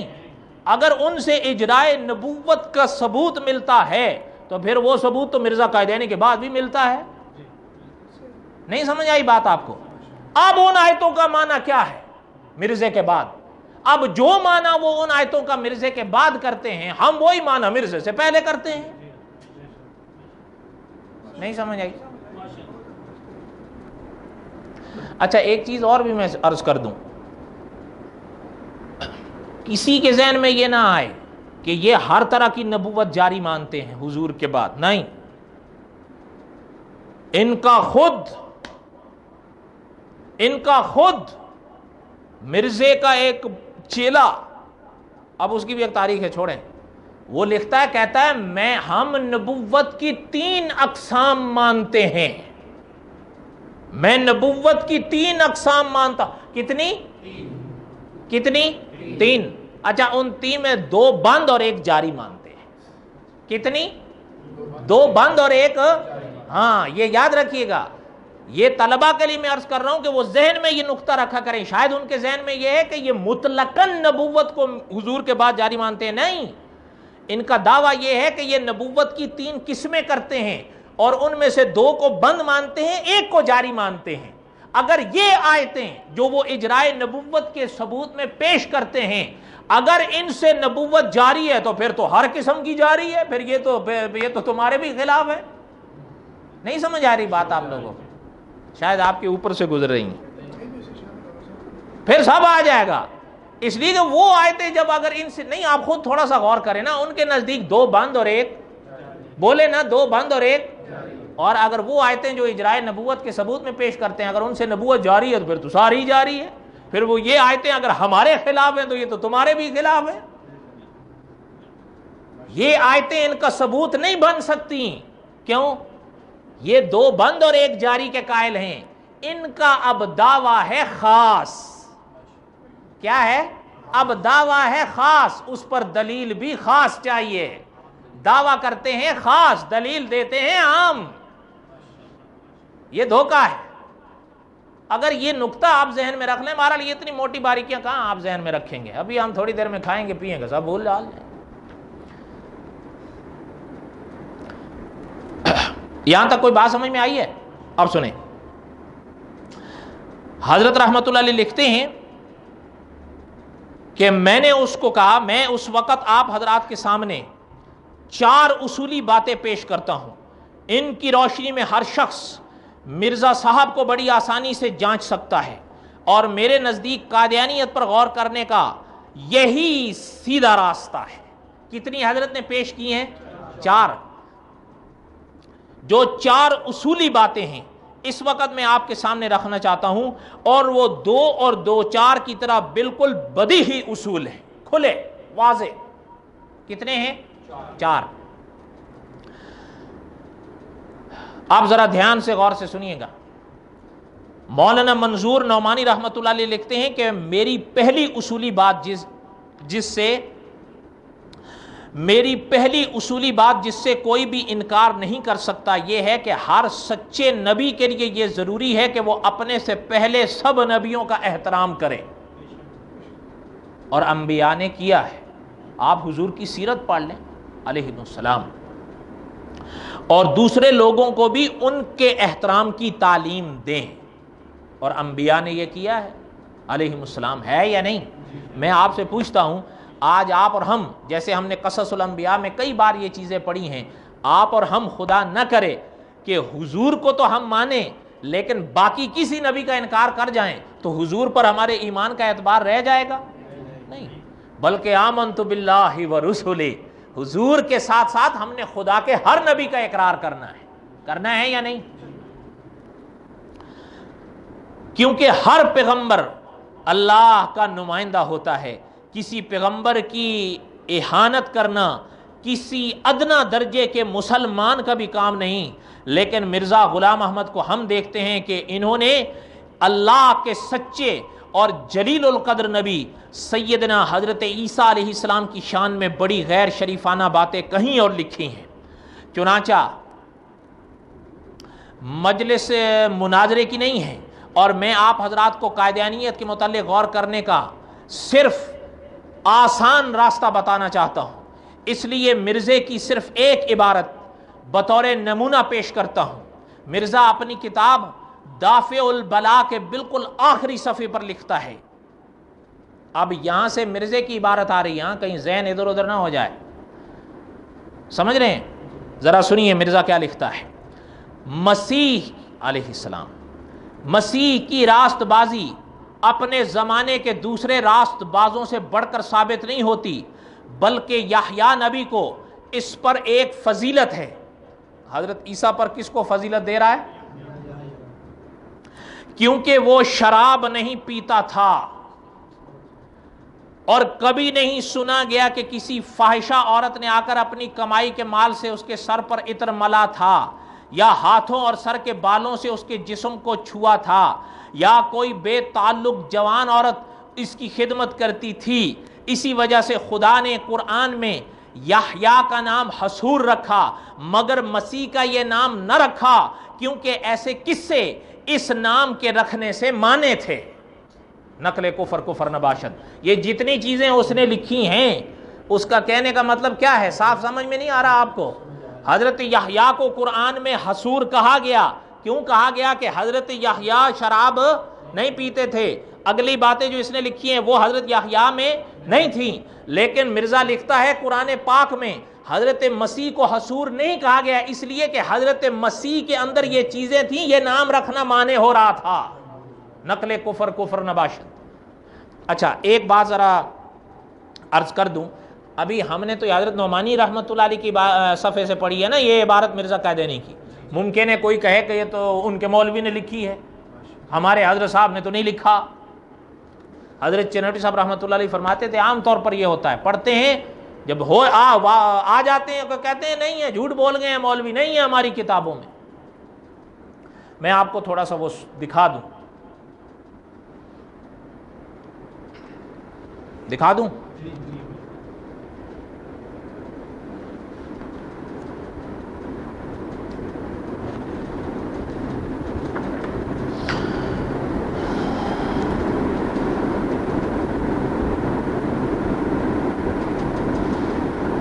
یہ ہے روحانی خزائن ہے، روحانی خزائن کی جلد نمبر 18 ہے، یہ دافع البلاء ہی ہے جس کا حضرت نے حوالہ دیا۔ سنیے ذرا، اور ذرا یہ بھی سن لیجئے گا کہ عبارت بدلی ہوئی ہے یا کیا ہے، غور کریے گا۔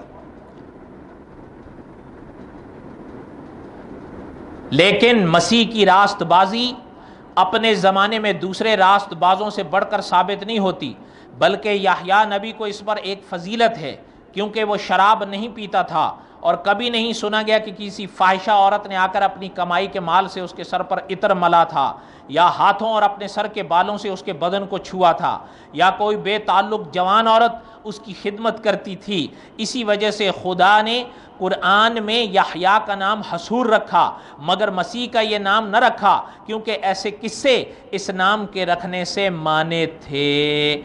اور پھر یہ عبارت حضرت نے جہاں تک لکھی ہے وہ پوری ہو گئی یا نہیں؟ یہ ایک عبارت اگلی بھی تھوڑی سی سن لیں، یہاں تک تو حضرت کی پوری ہو گئی۔ اچھا کیا لگا، کوئی فرق لگا آپ کو؟ آپ ذرا سنیں آگے، جہاں پر حضرت کی عبارت ختم ہو گئی ہے اس سے ذرا آگے تھوڑی سی مجھ سے بھی سن لیں۔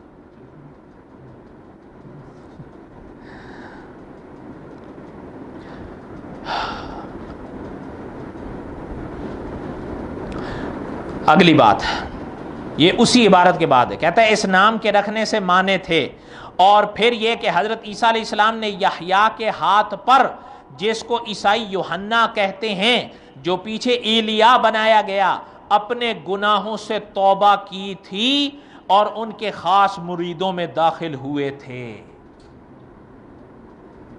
یہ کس کے بارے میں کہہ رہا ہے کہ اپنے گناہوں سے توبہ کی تھی؟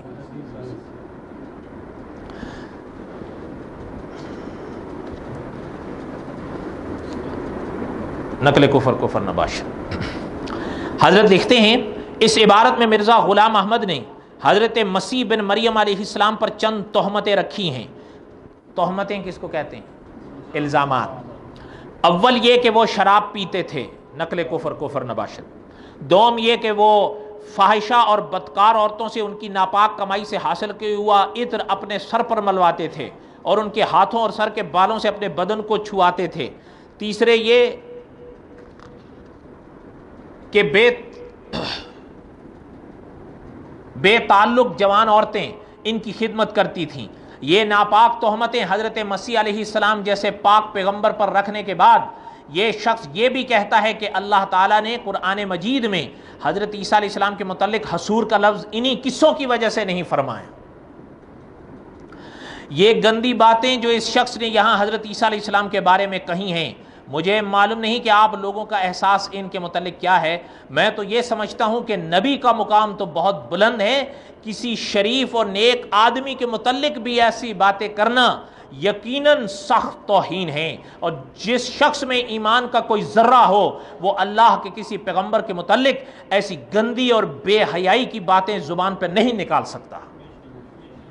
اچھا یہ لفظ جو پہلے ہے نا کہ حضرت نے جو فرمایا ہے کہ مجھے نہیں پتا کہ اس کے بارے میں آپ کا احساس کیا ہے، یہ یاد کریے گا کہ حضرت نے شروع میں اس مجلس میں جب یہ گفتگو کی تھی تو ابتدا میں مخاطب کن کو بنایا تھا؟ آپ یاد آ گئی بات؟ ہاں، یہ اشارہ میں نے اس لیے کیا ہے کہ آپ کہیں یہ نہ سوچیں کہ حضرت نے ہمیں ہی رگڑ دیا ہے۔ اچھا اس کی ایک بات چھوٹی سی عرض کر دیں، اس کا ایک وہ جواب دیتے ہیں ان باتوں کا، وہ بھی سن لیں۔ حضرت رحمۃ اللہ علیہ لکھتے ہیں کہ میں خود ہی آپ کو یہ بھی بتلا دوں کہ مرزے نے حضرت عیسیٰ علیہ السلام کے متعلق جو ایسی غیر شریفانہ باتیں اپنی کتابوں میں لکھی ہیں، قائدیانی ان کے متعلق عام طور سے یہ کہہ دیا کرتے ہیں کہ یہ سب عیسائی پادریوں کے مقابلے میں الزامی طور پر لکھا گیا ہے۔ کیا؟ جب کوئی اعتراض یا جب کوئی سوال کیا جاتا ہے عام طور پر اس کے دو جواب ہوتے ہیں یا نہیں؟ ایک تحقیقی اور دوسرا الزامی۔ اچھا اصل کون سا ہوتا ہے؟ الزامی ہوتا ہے، دوسرے کا منہ بند کرنے کے لیے۔ انہوں نے کہا کہ یہ جو کچھ مرزا نے لکھا ہے نا وہ عیسائیوں کے لیے بطور الزام تھا، سمجھے؟ ہم نہیں مانتے اس جملے کو۔ کیوں نہیں مانتے؟ اس کو ذرا سنو آگے۔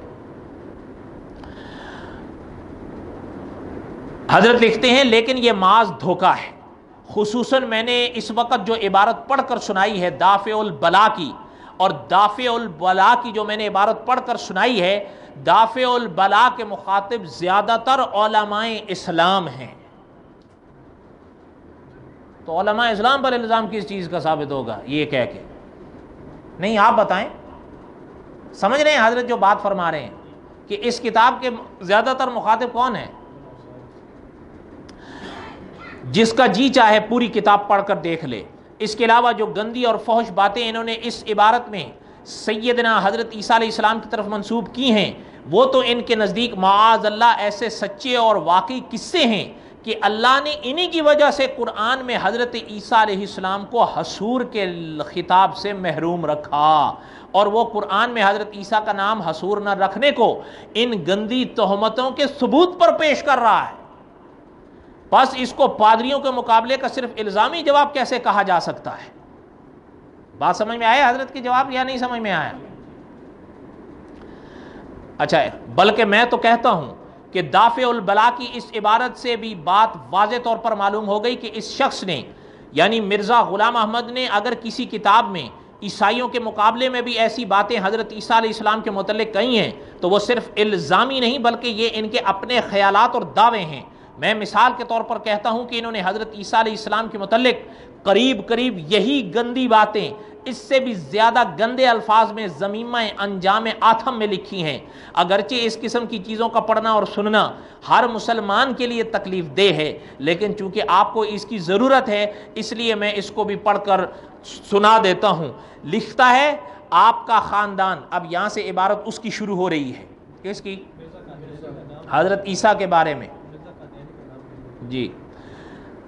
لکھتا ہے مرزا غلام احمد قادیانی کہ آپ کا، اب یہاں سے وہ یہ جملہ حضرت عیسیٰ کے بارے میں لکھ رہا ہے، آپ کا خاندان بھی نہایت پاک اور مطہر ہے، 3 دادیاں اور نانیاں آپ کی زناکار اور قصبی عورتیں تھیں جن کے خون سے آپ کا وجود ظہور پذیر ہوا، مگر شاید یہ بھی خدائی کے لیے ایک شرط ہوگی، آپ کا کنجریوں سے میلان اور صحبت بھی شاید اس وجہ سے ہو کہ جدی مناسبت درمیان ہے، ورنہ کوئی پرہیزگار انسان ایک جوان کنجری کو یہ موقع نہیں دے سکتا کہ وہ اس کے سر پر اپنے ناپاک ہاتھ لگاوے اور زناکاری کی کمائی کا پلید عطر اس کے سر پر ملے اور اپنے بالوں کو اس کے پیروں پر ملے۔ سمجھنے والے سمجھ لیں کہ ایسا انسان کس چلن کا آدمی ہو سکتا ہے۔ نقل کفر نباشت۔ حضرت نے حوالہ دیا ہے انجام آتھم، کیا؟ میں وہ بھی آپ کو تھوڑا سا اس سے سنا دیتا ہوں کیونکہ 50 سال گزر چکے ہیں۔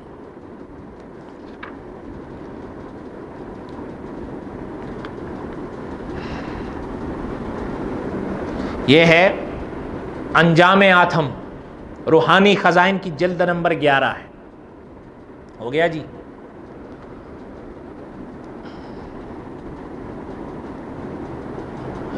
اللہ تعالیٰ معاف فرمائے۔ لکھتا ہے آپ کا خاندان بھی نہایت پاک اور مطہر ہے، 3 دادیاں اور نانیاں آپ کی زناکار اور قصبی عورتیں تھیں جن کے خون سے آپ کا وجود ظہور پذیر ہوا، مگر شاید یہ بھی خدائی کے لیے ایک شرط ہوگی، آپ کا کنجریوں سے میلان اور صحبت بھی شاید اسی وجہ سے ہو کہ جدی مناسبت درمیان ہے، ورنہ کوئی پرہیزگار انسان ایک جوان کنجری کو یہ موقع نہیں دے سکتا کہ وہ اس کے سر پر اپنے ناپاک ہاتھ لگاوے اور زناکاری کی کمائی کا پلید عطر اس کے سر پر ملے اور اپنے بالوں کو اس کے پیروں پر ملے۔ سمجھنے والے سمجھ لیں کہ ایسا انسان کس چلن کا آدمی ہو سکتا ہے۔ نقل کفر نباشت۔ یہ حضرت کی عبارت میں اور اس میں کوئی فرق پایا آپ نے؟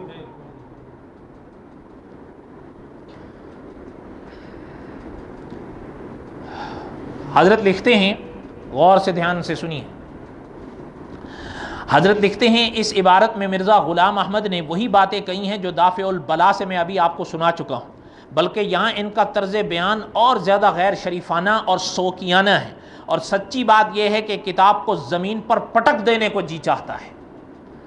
میں جانتا ہوں کہ ضمیمہ انجام آتھم کی اس عبارت کے خاص مخاطب بعض عیسائی پادری ہیں، لیکن دافع البلا کی عبارت پڑھنے کے بعد ضمیمہ انجام آتھم کی اس عبارت کے متعلق بھی یہ نہیں کہا جا سکتا کہ یہ صرف الزامی باتیں ہیں جو عیسائیوں کے یسوع کے حق میں کہی گئی ہیں، کیونکہ دافع البلا سے معلوم ہو چکا کہ واقعے میں وہ عیسیٰ علیہ السلام کو ایسا ہی سمجھتے ہیں۔ اللہ تعالیٰ معاف فرمائے۔ ایک اور بات حضرت نے لکھی ہے قوسین قائم کر کے۔ قوسین کس کو کہتے ہیں؟ بریکٹ، وہ بھی سن لیں۔ حضرت لکھتے ہیں اس موقع پر حاضرین مجلس میں سے ایک کسی صاحب نے پوچھا کہ آپ بتلا سکتے ہیں کہ مرزا نے حضرت عیسیٰ علیہ السلام کے متعلق ایسی باتیں کیوں لکھی ہیں؟ یہ تو ثابت ہو گیا کہ الزام تو نہیں ہے، یہ ہمارا تو اس بات پر بڑی واضح ثبوت ہے جو حضرت نے پیش بھی کر دیا ہے کہ وہ یہ باتیں اپنے عقیدے کے طور پر پیش کر رہا ہے، اپنے خیالات کے طور پر، دعوے کے طور پر پیش کر رہا ہے، کوئی الزام کے طور پر تو نہیں۔ لیکن جس نے پوچھا ہے اس کی بات سمجھ میں آئی آپ کو؟ حضرت رحمت اللہ علیہ لکھتے ہیں، میں نے کہا کہ میرے نزدیک اس کی اصل وجہ یہ ہے کہ مرزے کا ایک اہم دعویٰ یہ ہے کہ وہ مسیح موعود ہے۔ کون ہے؟ مسیح موعود ہے، مسیح موعود ہے۔ یعنی حدیثوں میں آخر زمانے میں حضرت عیسیٰ علیہ السلام کی آمد کی جو خبریں دی گئی ہیں وہ انہی کے مصداق ہیں، وہ انہی کے مصداق ہیں۔ کون؟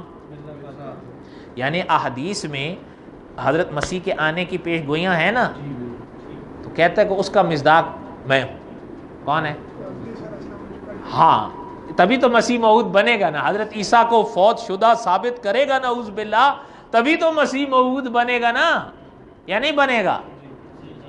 اس تبھی تو وہ سارا زور ہوتا ہے۔ حضرت عیسیٰ فوت ہو گئے، کشمیر میں قبر بن گئی، حضرت عیسیٰ کی حیات کا عقیدہ شرک عظیم ہے، تو جو اس عقیدہ رکھے وہ کیا ہے؟ مشرک اعظم۔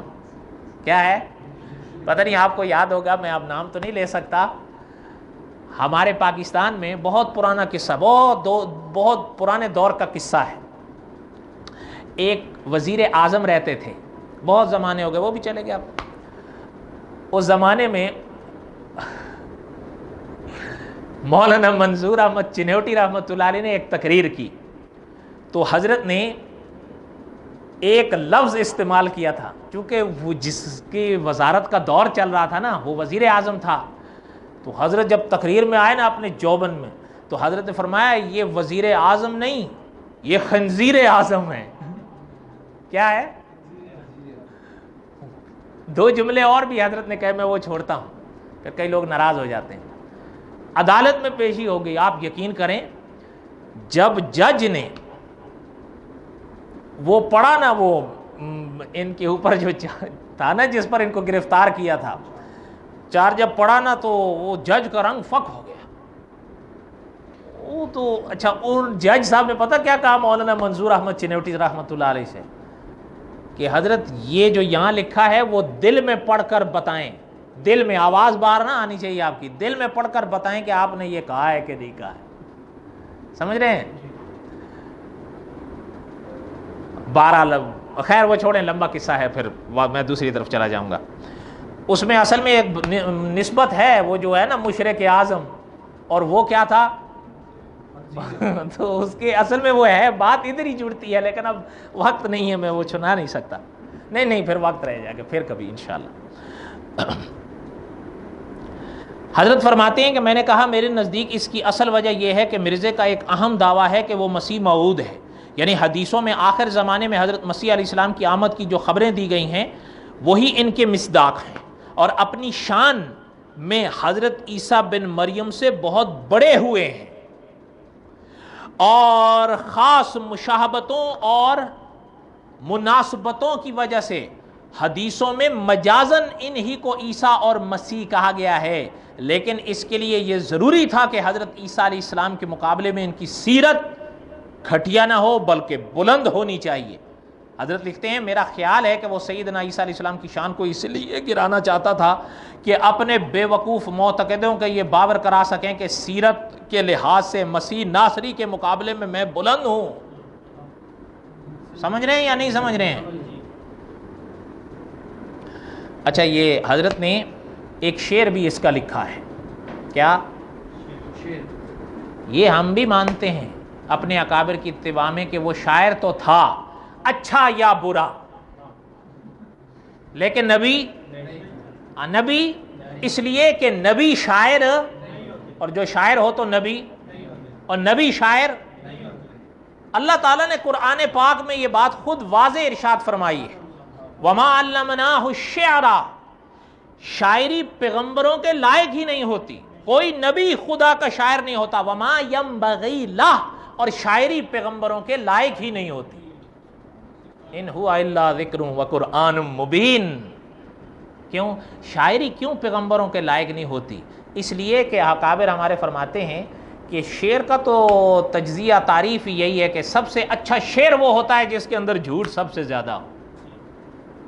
مبالغہ، اور خدا کے پیغمبروں کی زبان جھوٹ اور مبالغے سے پاک ہوتی ہے، یاد رکھا کریں۔ وما علمناہ الشعر، خدا کے نبی شاعر نہیں ہوتے، وما ینبغی لہ، اور شاعری انبیاء کے لائق ہی نہیں ہوتی۔ ان ہوا الا ذکر و قرآن مبین، یہ سورۃ یاسین ہے۔ کوئی بات سمجھ میں آئی ہے؟ مرزا شاعر تو تھا اچھا یا برا، لیکن نبی اس کے آپ شعر پڑھیں دنگ رہ جاؤ۔ کبھی موقع ہوگا تو میں آپ کو خالی اس کے شعر سناؤں گا، چھوڑیں ابھی۔ حضرت نے یہاں اس کا ایک شعر لکھا ہے، حضرت عیسیٰ کے مقابلے میں اپنے کو پیش کر رہا ہے بڑھا کر، کہتا ہے ابن مریم کے ذکر کو چھوڑو، اس سے بہتر غلام احمد ہے، نقل کفر کفر نباشد۔ یہ جملہ سنے ہو آپ؟ اب آپ کہو کہ ذرا اس کو بھی میں آپ کو دکھا دیتا ہوں، یہ بھی دافع البلا میں ہی ہے، یہ دافع البلا بھی بلا ہی ہے میرے یہاں۔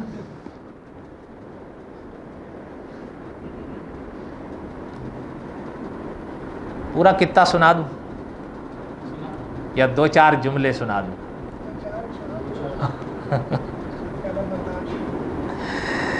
کہتا ہے زندگی بخش جام احمد ہے، کیا ہی پیارا یہ نام احمد ہے۔ ذرا دیکھیے گا ہاں اوپر سے کیسے آ رہا ہے۔ لاکھوں انبیاء مگر با خدا سب سے بڑھ کر مقام احمد ہے۔ باغ احمد سے ہم نے پھل کھایا، میرا بستاں کلام احمد ہے۔ ابن مریم کے ذکر کو چھوڑو، اس سے بہتر غلام احمد ہے، نقل کفر کفر نباشد۔ اب حضرت عیسیٰ کے مقابلے میں اس نے پیش کیا کہ نہیں، یہ وہی ہے دافع البلا، جلد نمبر 18 ہیں روحانی خزائن کی، پیش کیا ہے کہ نہیں؟ اچھا یہ بھی بڑی عجیب بات ہے، وہ اس کا ایک شعر ہے، وہ تو شاید میں نہیں لایا ساتھ میں۔ اب یہاں تو کہہ رہا ہے حضرت عیسیٰ کے ذکر کو چھوڑو، ان سے بہتر کون ہے؟ اچھا اس میں پتہ ہے اس کا ایک شعر ہے، آپ کو تو پتہ نہیں یاد ہو یا نہ ہو، مولانا منظور احمد چنیوٹی رحمۃ اللہ علیہ کا ایک کتاب ہے، 14 رسالے ہیں حضرت کے اصل میں، وہ ان کو اکٹھا کر کے ایک کتاب میں شائع کیا گیا تھا، اب وہ نایاب ہے۔ 14 رسالے، کتنے؟ 14۔ اس کتاب کا نام ہے 14 میزائل۔ ہاں میں مزاح نہیں کر رہا ہوں، اس کا نام ہے 14 میزائل۔ اور آپ نے دیکھی ہوگی جب حضرت تشریف لائے تھے سن 1995 کا قصہ ہے، اس میں یعنی 14 رسالوں کے نام بھی میزائل کی صورت میں لکھے ہوئے ہیں۔ وہ نایاب ہو گئی، دعا کریں وہ چھپے۔ ایک ایک رسالہ میزائل ہے۔ اس میں ایک رسالہ ہے، حضرت نے اس میں آخر میں بجارتیں لکھی ہیں۔ بجارتیں سمجھتے ہیں آپ؟ ہاں بس وہ کیا بوجھو تو جانے۔ اچھا حضرت نے وہاں عنوان قائم کیا بوجھو تو جانے، کیا؟ بوجھو تو جانے۔ اچھا اس میں حضرت نے جو بجارتیں لکھی ہے نا دو، ان میں ایک بڑی عجیب ہے، وہ اسی کا شعر ہے اصل میں، مرزا قائدینی کا لکھتا ہے، کہتا ہے کرم خاکی ہوں میرے پیارے نہ آدم زاد ہوں۔ یہ نہ اردو میں درمیان کلام کیا ہے نا، دونوں طرف لگتا ہے، کیا؟ دونوں طرف لگتا ہے، کرم خاکی ہوں میرے پیارے نہ آدم زاد ہوں۔ یہ کلام کے درمیان میں نہ آ رہا ہے نا، دونوں طرف لگ رہا ہے کہ میں خاکی کیڑا بھی اور آدم ذات بھی، تو نبی ہوا۔ اب وہ جو آیت پہلی اس نے لکھی تھی نا، یا بنی آدم اما یأتینکم رسل، وہ عام طور پر اجرائے نبوت میں پہلی یہ آیت پیش کرتے ہیں سورۃ اعراف کی، یا بنی آدم اما یأتینکم رسل۔ میں نے اس کو بھی یہی لکھا تھا کہ تمہارا مرزا تو کہتا ہے کہ میں آدم ذات ہی نہیں ہوں، تو اس آیت سے وہ نبی کیسے ثابت ہو گیا ہے؟ نہیں سمجھ میں آ رہی، میں غلط کہہ رہا ہوں؟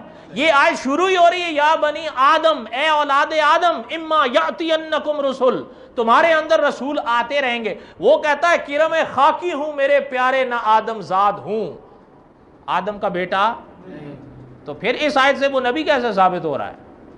اس لیے کم از کم یہ آیت تو نہ پیش کرو نا، ہے یا نہیں؟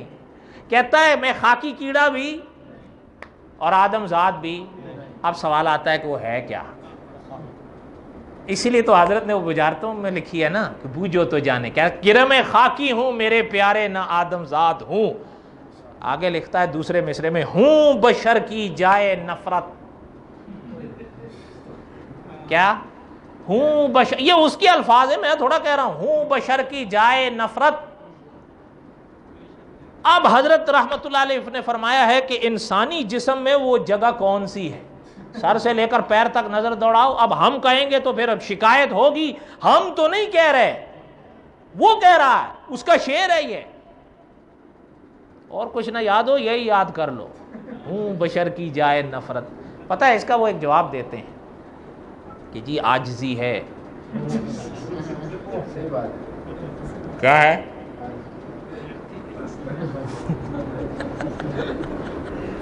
آپ کا جملہ تو بڑا بجا ہے لیکن میں یہاں کیسے اس کو دہراؤں. اب نہیں, اب سمجھ رہے ہیں آپ بات. اچھا اب یہ اچھا کہ جی عاجزی ہے. اور اللہ کے بندو یہاں وہ کہہ رہا ہے کہ حضرت مسیح کے ذکر کو چھوڑو, اس سے افضل غلام احمد ہے. اب یہاں کہاں گئی ہے عاجزی اس کی؟ ایک اور جگہ لکھتا ہے, کہتا ہے کبھی میں آدم, کبھی موسیٰ, کبھی یعقوب ہوں, نیز ابراہیم ہوں, نسلیں ہیں میری بے شمار. نقل کفر, کفر نباشت. یہاں عاجزی سب گئی. یہاں کیا ہے؟ کوئی بات سمجھ میں آئی ہے یا نہیں سمجھ میں آ رہی ہے؟ اس لیے اب آپ مولانا لال حسین اختر رحمۃ اللہ علیہ کی وہ بات یاد کریں کہ کوئی شخص جو اس کو مانے نبی, اللہ معاف کریں, وہ مرتے مر جائے گا اگر اس نے اس کی زندگی پڑھی ہوگی. وہ کبھی آپ کے اس کے ان جملوں پر بات نہیں کرے گا, آپ کو انہی دونوں چیزوں پر الجھائے گا. اجراء نبوت پہ بات ہوگی, مسیح علیہ السلام پر بات ہوگی. علماء بات نہیں کرتے. او اللہ کے بندو, علماء ہمارے ہر مسئلے پر بات کرتے ہیں لیکن اصول کے مطابق ہونی چاہیے بات, ہے یا نہیں؟ کوئی بات سمجھ میں آئی ہے؟ اب یہ مسئلہ تو ہے لمبا, اجازت دیں تو 20 منٹ میں ایک اور سوال یعنی 2 پورے کر دیتے ہیں, باقی 2 چھوڑ دیں گے. پھر اللہ نے موقع دیا تو پورا کر دیں گے کیونکہ اب 1.5 گھنٹہ ہو رہا ہے. 3:30 تک ہے اجازت تھوڑی سی.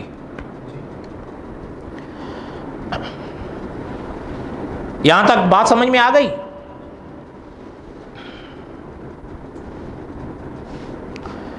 لا الہ الا اللہ. اب ایک بات حضرت نے لکھی ہے کہ غلام احمد کی جانچ کے لیے جو 4 اصولی باتیں میں آپ حضرات کے سامنے پیش کرنا چاہتا ہوں, ان میں سے پہلی تو یہی تھی جو میں پیش کر چکا اور آپ سن چکے. اب آگے سنیے, یہ دوسری آ رہی ہے. کون سی آ رہی ہے؟ دوسری آ رہی ہے. میں اس پر اگر آپ تھوڑا سا غور سے کریں, ہاں تھوڑی سی, اصل میں یہ ابھی دیکھیں چند صفحے ہی ہیں لگے ہیں یہاں تک جو حضرت کی بات ہے, لیکن جب تک میں آپ کو ساتھ میں یہ تفصیلات نہیں سمجھاؤں گا تو آپ کو تو پھر باتیں نہیں سمجھ میں آئیں گی, میں خالی سناتا جاؤں تو. اس لیے میں نے انداز وہی اختیار کیا ہے کہ کچھ سنا دیتا ہوں, اوپر سے سمجھا دیتا ہوں, کوئی بات آ کے پلے بھی تو پڑے. اب دوسری باتیں جو اس میں حضرت نے قادیانیت پر غور کرنے کے آسان راستہ اور طریقہ مدون کیا ہے, وہ کتنی باتیں ہیں؟ 4. ان میں سے ایک ہو گئی, اب دوسری سنیں, اسی پر ہم بس کر دیں گے. حضرت لکھتے ہیں کہ اللہ کے سچے پیغمبروں کے لیے, دوسری اصلی بات, اللہ کے سچے پیغمبروں کے لیے یہ ناممکن ہے کہ وہ اپنے دعوے کی سچائی اور اپنی بڑائی ثابت کرنے کے لیے بھولے سے بھی کبھی جھوٹ بولیں. سوال نہیں پیدا ہوتا, یاد رکھیے گا, سوال نہیں پیدا ہوتا. ہر نبی صدیق ہوتا ہے, یہ یاد رکھیے گا. ہمارے اکابر فرماتے ہیں یہ اصول ہے, ہر خدا کا نبی صدیق ہوتا ہے. ہاں یہ اللہ کی شان ہے کہ ہر صدیق نبی نہیں ہوتا, یہ آپ خود سمجھ لیں. مگر مرزا غلام احمد اس معاملے میں بڑے بے باک اور بے تکلفی اور دیدہ دلیری سے صاف صریح جھوٹ بول جاتے ہیں. اگر آپ چاہیں تو اس کی بہت سی مثالیں ان کی کتابوں سے پیش کر سکتا ہوں, لیکن چونکہ ابھی مقصد اس وقت صرف اتنا ہے کہ مرزا کی جانچ اور قادیانیت پر غور کرنے کا ایک صحیح اور اصولی طریقہ آپ حضرات کو بتلا دوں, اس لیے میں اس سلسلے میں بھی مرزا کی غلط بیانی کی صرف ایک موٹی سی مثال آپ کے سامنے پیش کر دینا کافی سمجھتا ہوں. اربعین اس کی کتاب ہے, کیا نام ہے؟ اربعین اس کی کتاب ہے. اس میں لکھتا ہے کہ مولوی غلام دستگیر قصوری نے اپنی کتاب میں اور مولوی اسماعیل علی گڑھ والے نے میری نسبت قطعی حکم لگایا کہ اگر وہ کاذب ہے تو ہم سے پہلے مرے گا. کون؟ ہاں, اور ضرور ہم سے پہلے مرے گا کیونکہ وہ کاذب ہے، مگر جب ان تالیفات کو دنیا میں شائع کر چکے تو پھر بہت جلد آپ ہی مر گئے۔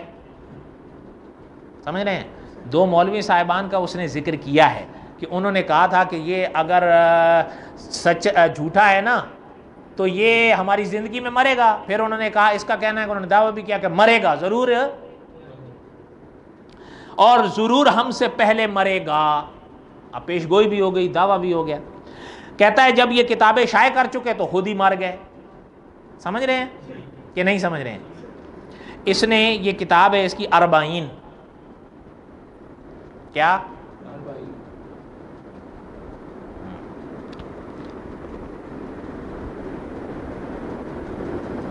اچھا یہ بھی ایک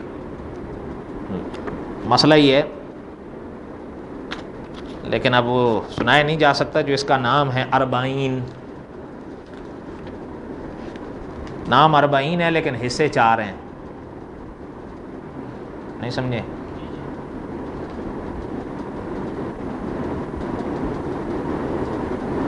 ہاں جی یہ دیکھ لیں، روحانی خزائن کی جلد 17 ہے، 40 کا حصہ اس میں سے میں پڑھوں گا۔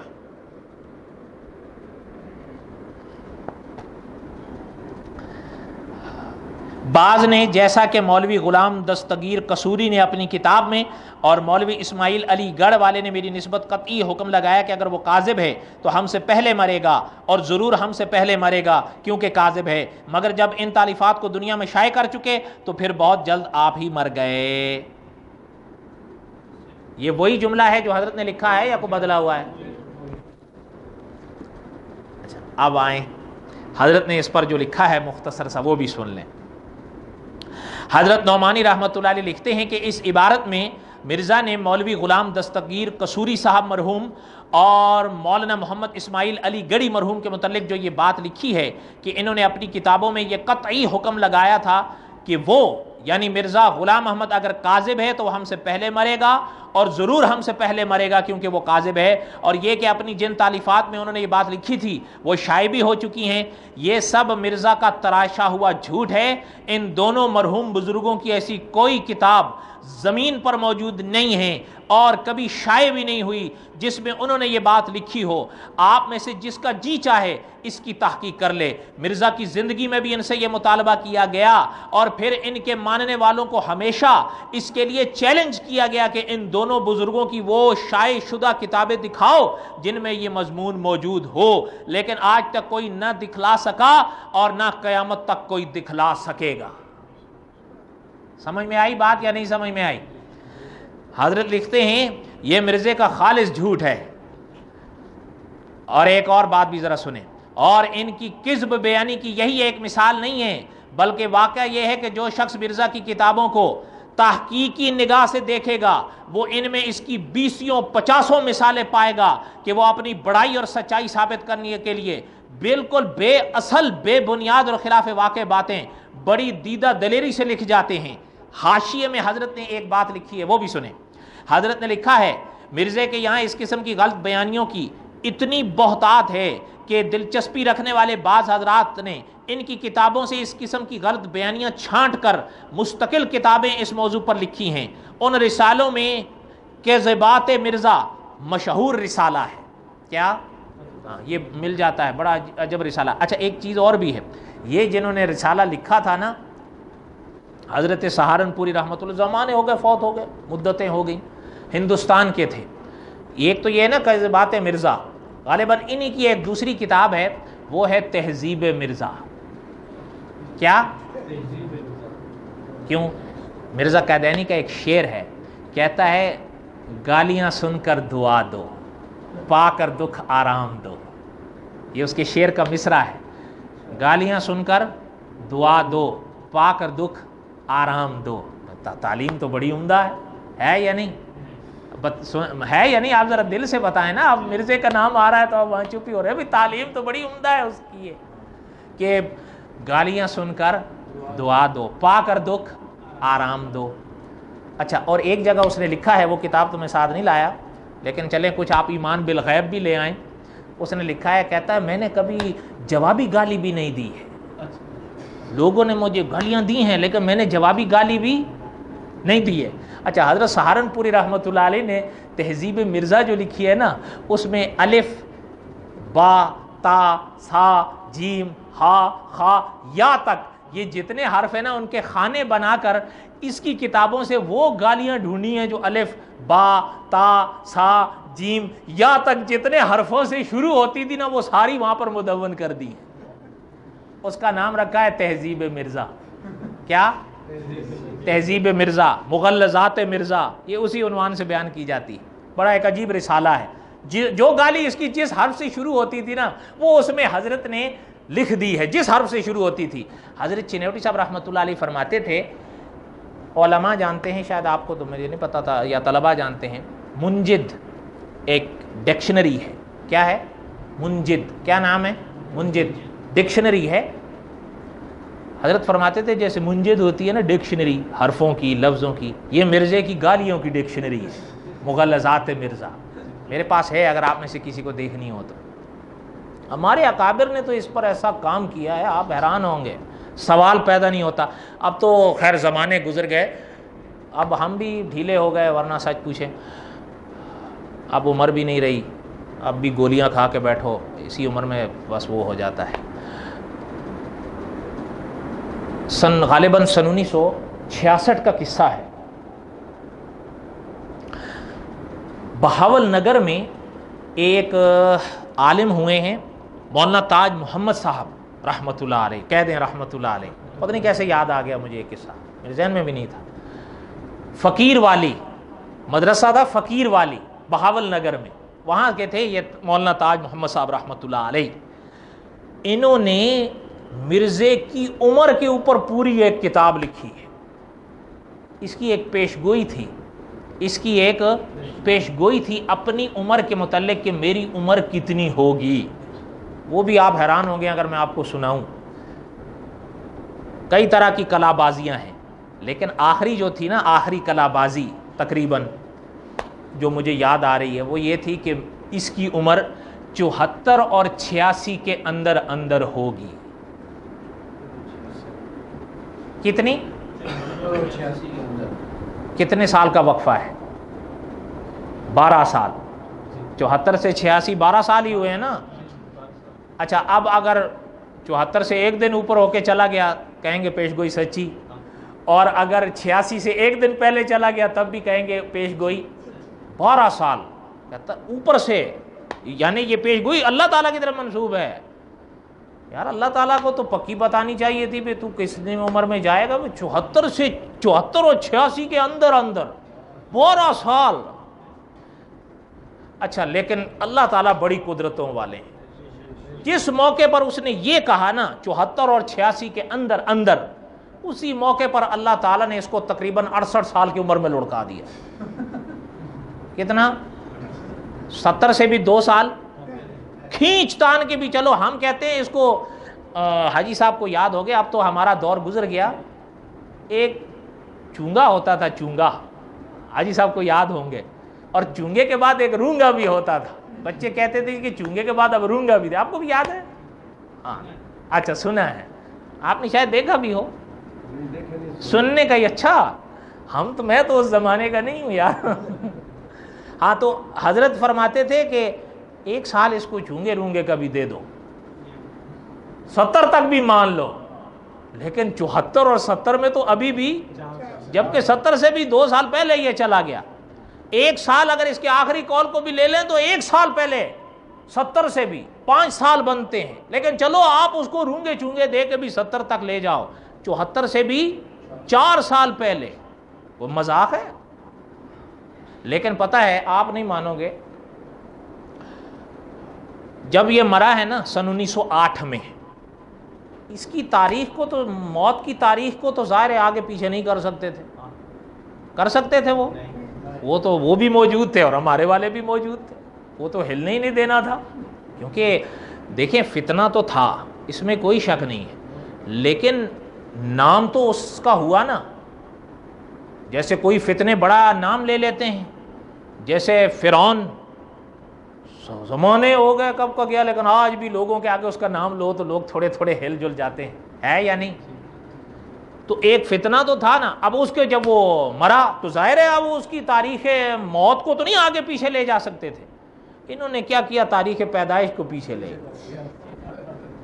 پیچھے.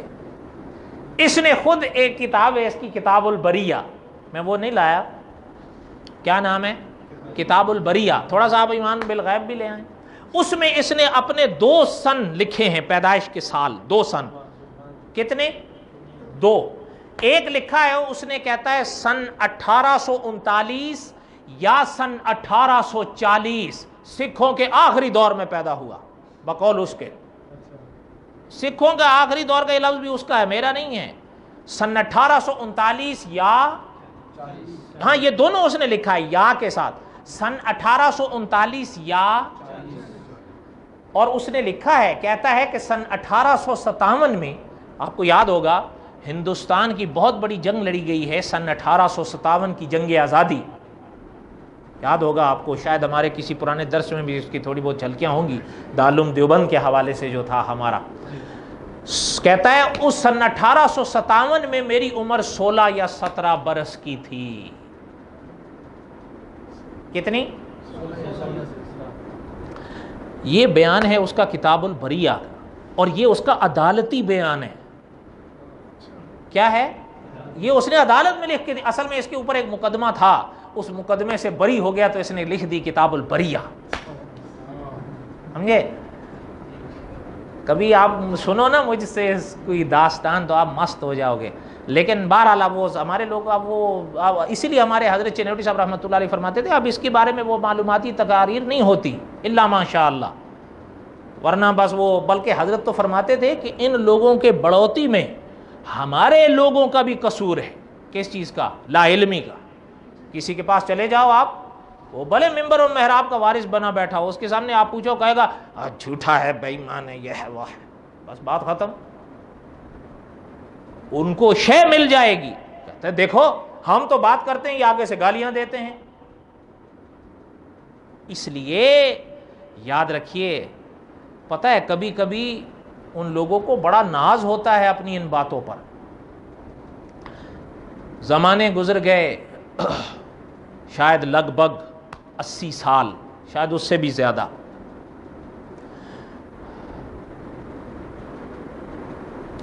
دو قائدینی آئے دیوبند کی مسجد میں, اور آ کر انہوں نے وہاں کے علماء سے کہا کہ ہمارے ساتھ عربی میں مناظرہ کرو. ان کی جرت دیکھو.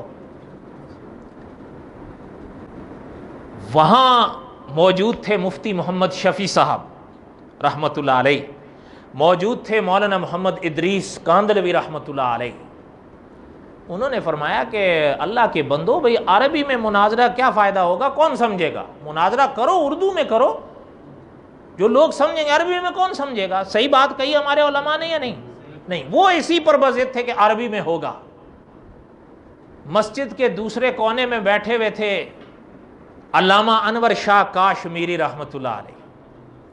حضرت نے جب سنا, میں حضرت کے الفاظ اور لہجے میں آپ کو سنا رہا ہوں, حضرت نے جب یہ تو میں سنی, یہ بحث سنی, حضرت نے اپنی تھان پر بیٹھے ہوئے فرمایا, ان صاحبوں سے کہہ دیجئے, اے صاحب ان صاحبوں سے کہہ دیجئے کہ عربی میں مناظرہ ہوگا مگر منظوم ہوگا.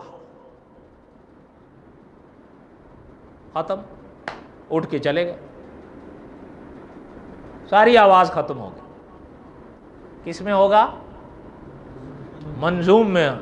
منظوم ہوگا, عربی میں ہوگا, لیکن اب منظوم کا بھی معنی سمجھاؤں تو لمبی بات ہو جائے گی, پہلے یہ رہ جائے گی ورنہ.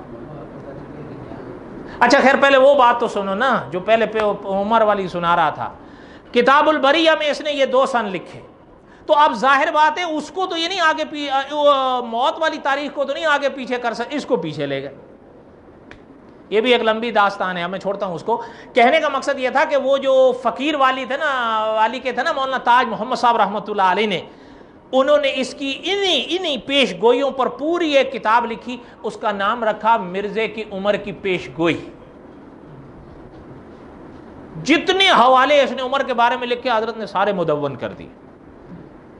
بات سمجھ میں آئی یا نہیں سمجھ میں آئی؟ اور پھر فیصلہ آپ پر چھوڑ دیا کہ آپ دیکھ لو. اور اس کی جو پیدائش کی تاریخ کو پیچھے پیچھے پیچھے پیچھے لے جایا گیا ہے نا، پھر وہ بھی حضرت نے حوالے اس پر لکھے ہیں. ایک اس کے دفاع میں اترا تھا اس کی تاریخ پیدائش کو پیچھے کرنے کے لیے، اس کا بیٹا بشیر احمد بھی آیا، وہ بشیر الدین محمود بھی آیا، ایک وہ مبشر احمد تھا وہ بھی آیا. اس نے لکھا تھا رسالہ، اس کا نام کتاب، اس کا نام اس نے رکھا تھا مجدد اعظم. کیا؟ مجدد اعظم. یہ آپ پڑھیں، اس میں عمر کی پیش گوئی، آپ دنگ رہ جائیں گے. خیر، میرے کہنے کا مقصد یہ تھا کہ ہمارے اکابر نے تو کوئی چیز تشنا چھوڑی نہیں، ہمارے اکابر نے کوئی چیز تشنا نہیں چھوڑی ہر لحاظ سے. بات سمجھ میں آ گئی ہے نہیں؟ چلیں یہ عبارت سن لیں. ایک دو باتیں میں نے چھوڑ دی ہیں، بلکہ زیادہ چھوڑ دی ہیں، وقت نہیں ہے. حضرت نے فرمایا کہ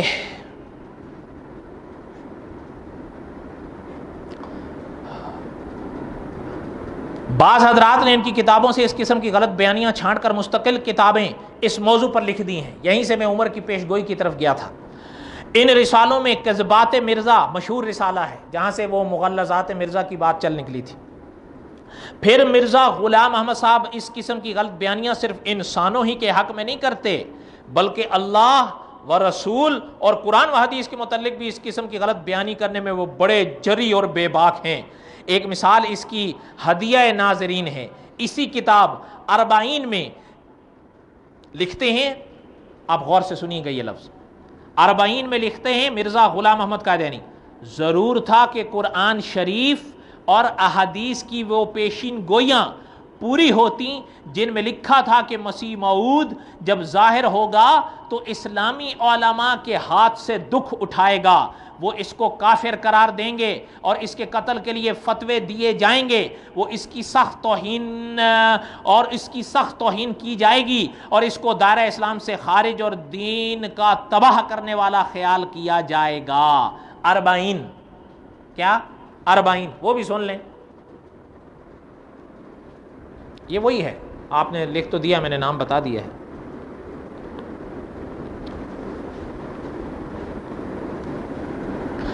یہ سن لیں، حضرت کی یہ عبارت ذہن میں ہے. اب یہ بھی سن لیں جو اس نے لکھا ہے تاکہ آپ کو عین الیقین کا درجہ حاصل ہو جائے.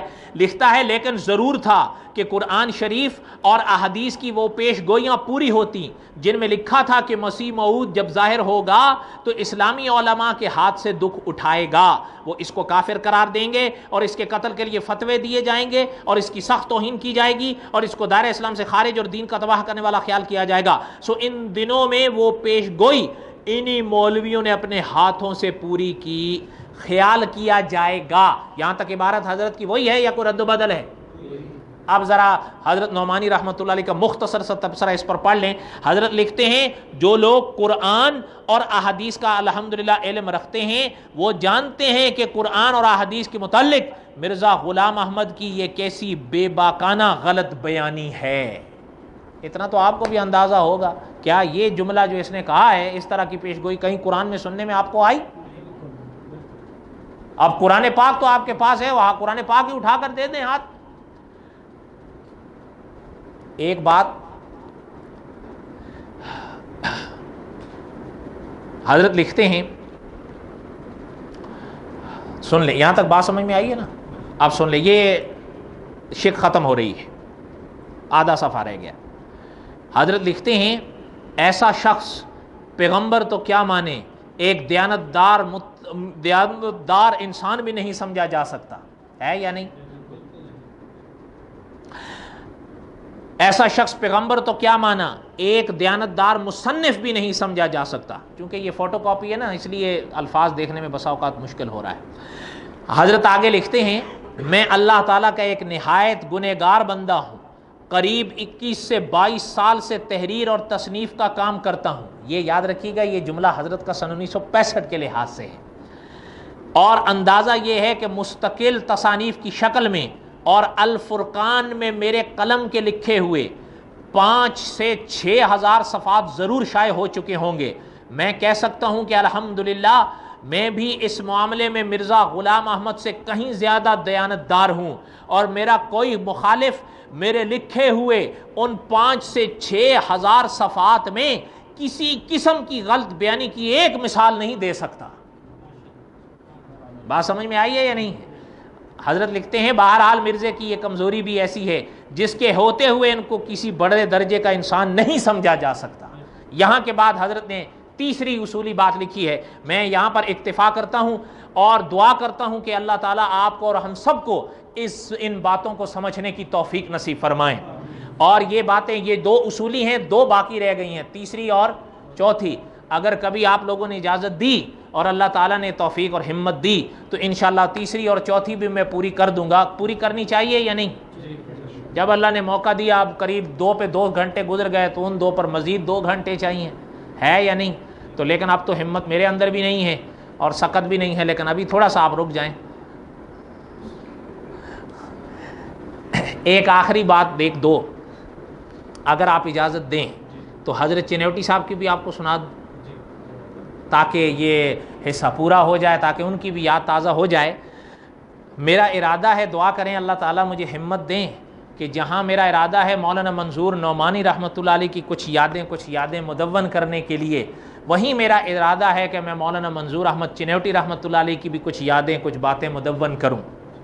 تھوڑا سا عرصہ پہلے کی بات ہے، جب میں نے علامہ انور شاہ کاشمیری رحمۃ اللہ علیہ پر درس دیا تھا تو ایک جماعت کے دوست نے مجھے پیغام بھیجا تھا مولانا الیاس کاندلوی رحمۃ اللہ علیہ پر، مولانا الیاس دہلوی رحمۃ اللہ علیہ پر کچھ درس دینے کے لیے کہ حضرت کی بھی کچھ یادیں، کچھ باتیں بیان کریں۔ میرا وہ بھی ارادہ ہے، دعا کریں اللہ تعالیٰ ہمت دیں۔ حضرت چنیوٹی صاحب رحمۃ اللہ علیہ، یہ جو دوسری مثال حضرت نے دی ہے نا، آپ سمجھ گئے ہوں گے، ان میں اس پر زیادہ تر بات ہو رہی تھی مرزا کے جھوٹ پر، کہ اس نے لکھی ہو وہ نہ ہو، یا لکھی ہو کچھ اس نے کچھ کر دی ہو۔ حضرت چنیوٹی صاحب رحمۃ اللہ علیہ اس کی بڑی مثالیں دیا کرتے تھے، ان میں سے 2 آپ کو سنا دیتا ہوں۔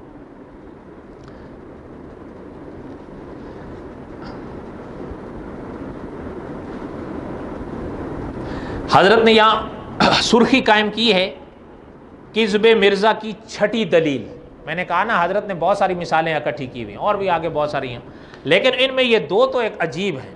اچھا میں بتا دیتا ہوں، ایک اور بھی ہے، وہ تو میں یہاں نہیں سنا سکتا۔ حضرت کا ایک انداز ہوتا تھا، حضرت چنیوٹی صاحب رحمۃ اللہ علیہ کا، وہ حضرت جب کبھی مکہ مدینہ جاتے تھے، اور خاص کر مدینہ جاتے تھے نا، اور مسجد نبوی میں جب حضرت کا درس ہوتا تھا حضرت وہاں سناتے تھے۔ اس کی ایک پیش گوئی تھی، اور وہاں جب وہ سناتے تھے تو وہاں جو لوگ رہتے تھے، چونکہ اس پیش گوئی کا تعلق مدینے اور مکے سے تھا نا، وہ لوگ بڑے معزوز ہوتے تھے اس سے۔ وہ بھی اللہ نے کبھی موقع دیا تو آپ کو یہاں سنا دیں گے۔ بھئی چلیں، ابھی آپ وہاں تو نہیں ہیں، لیکن کبھی جائیں گے تو صحیح نا انشاءاللہ؟ جائیں گے یا نہیں جائیں گے انشاءاللہ؟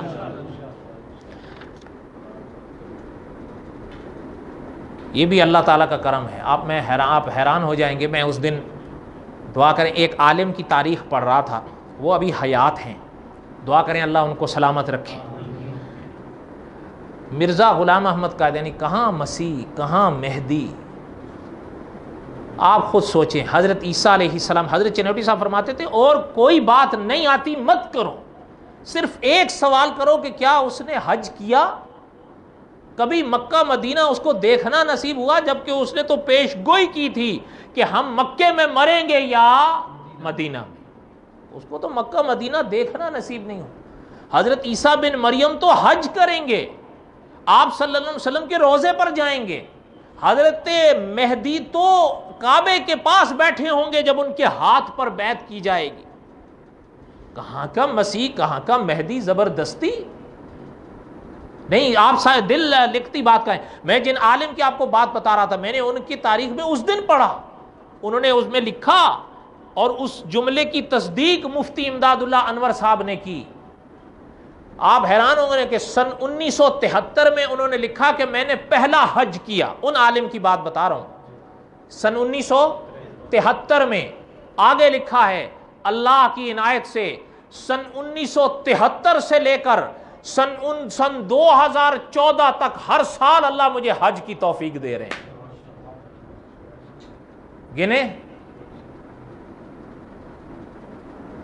یہ وہیں بیٹھے مہدی بھی بن گئے اور مسیح بھی بن گئے. اللہ تعالیٰ معاف فرمائے. اتنی بات تو انسان پلے باندھ ہی لیتا ہے، لیکن کیا کریں ہمارے والے پتہ نہیں کیا. بلکہ حضرت چنوٹی صاحب فرماتے تھے اگر کہیں یہ آ جائیں تو ہمارے لیے اوہ قادیانی آ رہا ہے، اوہ وہ اللہ کے بندو کھا جائے گا تمہیں.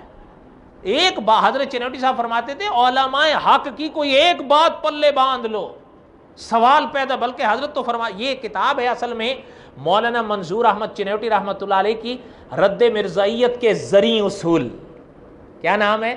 رد مرزائیت کے زرعی اصول. سب سے پہلے یہ دیوبند میں چھپی تھی، سب سے پہلے دیوبند میں چھپی. اس کتاب کا حضرت کورس کرایا کرتے تھے 15 روزہ. کتنا؟ علماء کو، طلباء کو. اور حضرت چنوٹی صاحب فرماتے تھے کہ جو یہ کورس میرے پاس کر لے، باقی کوئی تو بڑی دور کی بات ہے، اگر مرزا غلام احمد قادیانی کو قبر سے نکال کے بھی لے آؤ تو تمہارے سامنے نہیں کھڑا ہو سکے. ہمارے لوگ نہیں ویسے ہی، بس کئیوں کو ذوق نہیں ہے، کوئی ویسے ڈر جاتے ہیں، اور کئی تو ان چیزوں کو کہتے ہیں جی چھوڑو نا. آپ یقین جانیں اللہ تعالی ہمیں اور آپ کو توفیق دیں. علامہ انور شاہ کاشمیری رحمۃ اللہ علیہ کے الفاظ سنیں، اور ان الفاظ کے راوی ہیں شمس العلماء علامہ شمس الحق افغانی رحمۃ اللہ علیہ. حضرت نے فرمایا کہ علامہ انور شاہ کاشمیری رحمۃ اللہ علیہ نے فرمایا کہ جو اس فتنے کے حوالے سے کوئی کام کرے گا میں اس کی جنت کا ضامن ہوں. اتنے جوش میں آیا. ہم یہ تو نہیں کہتے کہ سارے ہی لگ جائیں، لیکن ہم یہ بھی نہیں کہتے کہ سارے ہی ہٹ جائیں. دو باتیں حضرت کی پلے باندھ لو. حضرت کی ہی اتباع میں یہ سنا رہا ہوں. حضرت نعمانی رحمۃ اللہ علیہ نے پہلی لکھی، پھر دوسری لکھی. دوسری کا تعلق جھوٹ سے تھا. حضرت چنوٹی رحمۃ اللہ علیہ نے کئی لکھے جھوٹ، ان میں سے یہ دو تو ایسے ہیں کہ آپ اپنے پلے بھی باندھ سکتے ہو، کوئی طلبہ باندھ لے. ان میں سے ایک پہلا سنیں. اس کی کتاب ہے زمیمہ براہین احمدیہ، وہ میں تو ساتھ نہیں لایا. زمیمہ براہین احمدیہ حصہ پنجم. اس میں لکھتا ہے ایسا ہی احادیث صحیحہ میں آیا تھا کہ وہ مسیح موعود صدی کے سر پر آئے گا اور وہ 14ویں صدی کا مجدد ہوگا. سو یہ تمام علامات بھی اس زمانے میں پوری ہو گئیں. سمجھ میں آئی بات یا نہیں؟ اب اس جملے میں ذرا غور کریں. احادیث صحیحہ میں آیا تھا، تو پھر احادیثیں تو کئی چاہیے یا نہیں؟ اور پھر صحیح چاہیے یا ضعیف چاہیے؟ اور اس میں 14ویں صدی کا لفظ ہونا چاہیے یا نہیں؟ سچ بتائیں نا. احادیث صحیحہ میں آیا تھا کہ وہ مسیح موعود صدی کے سر پر آئے گا اور وہ 14ویں صدی کا مجدد ہوگا. یہ الفاظ اس کو حضور سے ثابت کرنے پڑیں گے یا نہیں صلی اللہ علیہ وسلم؟ ایک ہو گیا. دوسرا سن لیں. ایک یہ سن لیں، ہاں اب ساتھ میں دوسرا سن لیں. لکھتا ہے صحیح بخاری کی وہ حدیثیں جن میں آخری زمانے میں بعض خلیفوں کی نسبت خبر دی گئی ہے، خاص کر وہ خلیفہ جس کی نسبت بخاری میں لکھا ہے کہ آسمان سے اس کی نسبت آواز آئے گی کہ ھذا خلیفۃ اللہ المہدی. اب سوچو کہ یہ حدیث کس پائے اور مرتبے کی ہے جو ایسی کتاب میں درج ہے جو اصح الکتب بعد کتاب اللہ ہے. یہ اس کی کتاب ہے شہادت القرآن. کیا نام ہے؟ شہادت القرآن. اچھا اس میں اگر آپ دیکھیں ھذا خلیفۃ اللہ المہدی، یہ جملے وہ کون سی کتاب سے لکھ رہا ہے؟ کس کتاب کے حوالے سے لکھ رہا ہے؟ بخاری شریف کے حوالے سے. اور کہہ رہا اصح الکتب بعد کتاب اللہ، بخاری شریف کے حوالے سے. اور کس سوچو تو صحیح، دعوت دے رہا ہے آپ کو. سوچو نا یار، سوچو تو صحیح کس پائے اور مرتبے کی حدیث ہے جو اس کتاب میں درج ہے جو اصح الکتب بعد کتاب اللہ کہلاتی ہے.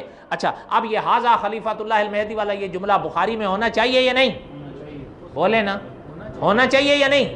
اچھا ایک بات اور بھی سن لیں. وہ بھلے کہہ دیں جی فلاں کتاب میں ہے، او بھائی ہم فلاں کتاب کو اس موقع پر کیا کریں، تمہارے مرزے نے یہ بات بخاری شریف کے حوالے سے لکھی ہے، ہمیں بخاری میں سے دیکھنی چاہیے یا نہیں؟ لیکن حضرت چنوٹی صاحب رحمۃ اللہ علیہ فرماتے تھے اور علماء نے اور دارالعلوم دیوبند میں اور دنیا کے مجالس میں حضرت نے فرمایا، علماء کی مجالس میں دارالعلوم کبیر والا میں حضرت نے فرمایا، اور جگہ حضرت نے فرمایا کہ یہ ھذا خلیفۃ اللہ المہدی کا جملہ، یہ جو جملہ کہا جا رہا ہے، حضرت فرماتے تھے آسمان پھٹ سکتا ہے، سورج تباہ ہو سکتا ہے، پہاڑ اپنی زمین کی جگہ اور زمین اپنی جگہ محور چھوڑ سکتے ہیں، ھذا خلیفۃ اللہ المہدی کا یہ جملہ بخاری میں قیامت تک کوئی نہیں دکھا سکتا، ہے ہی نہیں۔ سمجھ آئی بات یا نہیں؟ آپ نے تو کبھی شاید بخاری شریف دیکھی نہ ہو، نہیں ہے، ہاں سمجھ رہے ہیں بات یا نہیں؟ اچھا، اب جب یہ آپ لے لیں اور اس کے چشمہ معرفت والی وہ بات یاد کر لیں کہ جو ایک بات میں جھوٹا ثابت ہو جائے اس کی کسی بات میں پھر یہ اعتبار نہیں رہتا، تو پھر اس کا حضرت مسیح کا مسئلہ اسی نے کھڑا کیا تھا کہ فوت ہو چکے ہیں، ہاں اپنا اجرائے نبوت کا مسئلہ اسی نے اٹھایا کہ حضور کے بعد نبوت جاری ہے۔ اب یہ سارے مسئلے اگر کوئی مانے گا وہ مرزے پر اعتبار کر کے مانے گا، لیکن جب اس کا ان دلائل کی روشنی میں جھوٹا ہونا ثابت ہو جائے گا تو اس کی ان باتوں کا اعتبار رہ جائے گا؟ بتائیں، آپ خود بتا دیں، پھر کیا اعتبار رہ جائے گا؟ اس کی کسی بات کا پھر اعتبار نہیں رہے گا۔ اس لیے کہ آج کوئی شخص حضرت عیسیٰ مسیح کے مسئلے پر آئے یا اجرائے نبوت کے مسئلے پر آئے، وہ جو کچھ بھی کرے گا اس کا آخری تان اس کی مرزے پر ٹوٹ جائے گی۔ لیکن جب آپ کہیں یہ کہاں ہیں 14ویں صدی کے احادیث صحیحہ میں، زمانے کی بات ہے، ایک گاؤں تھا چکباون شمالی، وہاں ایک شخص ایک مذہب چھوڑ کر قائدیانی ہو گیا، میں اس مذہب کا نام نہیں لیتا ہوں، پھر وہ بھی ایک لمبی داستان ہے، چھوڑے۔ لڑکا، نوجوان لڑکا تھا، وہ قائدیانی ہو گیا چکباون شمالی میں۔ مناظر اسلام حضرت منظور احمد چنوٹی رحمۃ اللہ علیہ وہاں گئے، اس کے ساتھ گفتگو ہوئی، بڑا سمجھایا، وہ کسی پہلو نہ بیٹھے۔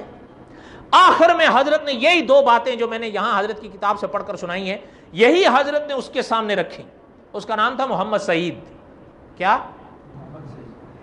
حضرت نے فرمایا کہ دیکھو یہ دو باتیں میں آپ کے سامنے چلیں، باقی باتیں تو ہو گئیں، یہ دو باتیں میں آپ کے سامنے ایک ایسی کرنا چاہتا ہوں، ذرا مجھے یہ سمجھا دو، باقی پھر میں تمہارے مرزے کی ہر بات مانتا جاؤں گا۔ انہوں نے کہا کیا؟ اس نے کہا دیکھو تمہارے حضرت چنوٹی رحمۃ اللہ نے فرمایا پہلی بات تو یہ ہے کہ مرزے نے لکھا ہے احادیث صحیحہ میں آیا تھا کہ وہ مسیح موعود صدی کے سر پر آئے گا اور وہ 14ویں صدی کا مجدد ہوگا، زمیمہ براہین احمدیہ۔ اور دوسری بات حضرت نے فرمائی کہ اس نے لکھا تھا کہ بخاری میں لکھا ہے کہ آسمان سے اس کی نسبت آواز آئے گی کہ ھذا خلیفۃ اللہ المہدی۔ اب سوچو کہ یہ حدیث کس پائے اور مرتبے کی ہے، جو ایسی کتاب میں درج ہے جو اصح الکتب بعد کتاب اللہ ہے۔ پایا تو مرتبہ تبھی ثابت ہوگا جب یہ جملہ بخاری سے ثابت ہوگا، ہے یا نہیں؟ حضرت نے فرمایا یہ دو باتیں تم احادیث سے ثابت کرو، ایک بخاری سے جو بخاری کے حوالے سے لکھا، اور احادیث صحیحہ کے حوالے سے 14ویں صدی کی حدیث ایک پیش کرو۔ اس نے تو احادیث صحیحہ جمع کا لفظ استعمال کیا ہے، اور علماء جانتے ہیں جمع بھی کثرت، جمع بھی کثرت، لیکن حضرت فرماتے تھے چلو وہ بھی چھوڑو، تم ایک ہی پیش کر دو۔ 1 مہینے کی مہلت طے ہوئی، کتنی؟ 1 مہینے کی۔ حضرت نے فرمایا بس ان 2 حوالوں پر فیصلہ ہے، اگر تم یہ 2 حوالے دے دو، ایک ایک حوالے پہ میں 1,000 روپیہ تجھے انعام دوں گا۔ کتنے حوالے تھے؟ 2، تو کتنے ہوئے؟ 2,000 روپے۔ حضرت نے فرمایا 2,000 روپیہ بھی تجھے دوں گا فی حوالہ، اور دھرم بھی تیرا قبول کر لوں گا، مفت تیرا پرچارک بنوں گا۔ ٹھیک ہے جی، طے ہو گئی مدت۔ حضرت چنوٹی رحمۃ اللہ علیہ واپس چنوٹ تشریف لے آئے، 1 مہینہ گزر گیا، اس مہینے کے اوپر 1 مہینہ اور گزر گیا، کتنے ہوئے؟ 2۔ حضرت چلے 2 ڈرافٹ بنائے 1,000 روپے کے، جیب میں ڈال کے آ گئے چکباون شمالی۔ وہاں جب آئے تو حضرت نے فرمایا کہ بھائی وہ محمد سعید کہاں ہیں، اس کو لے آؤ، میں پیسے لایا ہوں تاکہ جو ہے وہ میں انعام دوں، میرا انعام بھی جیب میں کھڑک رہا ہے نکلنے کے لیے، میں وہ حوالے دیکھوں اور وہ انعام اس کو دوں، اور دھرم ان کا قبول کروں، ان کے مفت کا پرچارک بنوں۔ وہ کہاں آنا تھا، وہ تو کہیں بھاگ بھوگ گیا۔ حضرت وہاں رہے، حضرت نے تقریریں کی، بلکہ حضرت فرماتے تھے ہم وہاں تقاریر جھاڑ جھوڑ کے آ گئے چنوٹ، وہ تو نہیں آنا تھا، وہ تو کہیں بھاگ گیا تھا۔ اچھا، حضرت جب واپس چنوٹ آ گئے تو چنوٹ آ کے حضرت نے ایک اشتہار چھاپا، لاکھوں کی تعداد میں بٹا ہوا. وہ اس کا عنوان حضرت نے رکھا تھا محمد سعید کہاں گیا. اچھا وہ بڑا چونکا دینے والا عنوان تھا, جہاں دیواروں پہ لگتا لوگ اکٹھے ہو جاتے کہ یار یہ محمد سعید بیچارہ کہاں ہے, کون ہے, کہاں چلا گیا ہے.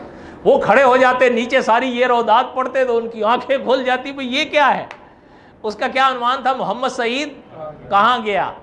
وہ اب حضرت فرماتے تھے کہ شاید اب بھی کہیں ان کے چنوٹ میں پڑا ہوا ہو. بڑا کہ حضرت فرماتے لاکھوں کی تعداد میں ہم نے چھاپا پڑا, محمد سعید کہاں گیا. لیکن حضرت نے باقاعدہ اس میں لکھا, وہ پوری رودات لکھی اور آخر میں لکھا کہ ان کے پرچارک کو چاہیے کہ محمد سعید کو یہ 2 حوالے ڈھونڈ دیں تاکہ ہم اپنا انعام اس کو دیں اور اس بیچارے کی بھی جان چھوٹے اور وہ اپنے گھر لوٹ آئے. حضرت کی یہ بات صحیح تھی یا نہیں؟ لیکن محمد سعید کہاں گیا. تقریباً 40 سے 50 سال ہو گئے, ہم آج بھی دہرا رہے ہیں حضرت کی نسبت اور حضرت کی اتباع میں کہ محمد سعید کہاں گیا. بولو نا, محمد سعید کہاں گیا. اب جو آپ کا دوست گم ہو جایا کرے, آپ بھی ایک اشتہار چھاپ دیا کرو, فلاں کہاں گیا, فلاں کہاں گیا. خلاصہ بس یاد رکھو, محمد سعید کہاں گیا. یہاں تک کوئی باتیں سمجھ میں آئی ہیں یا نہیں سمجھ میں آئی ہیں؟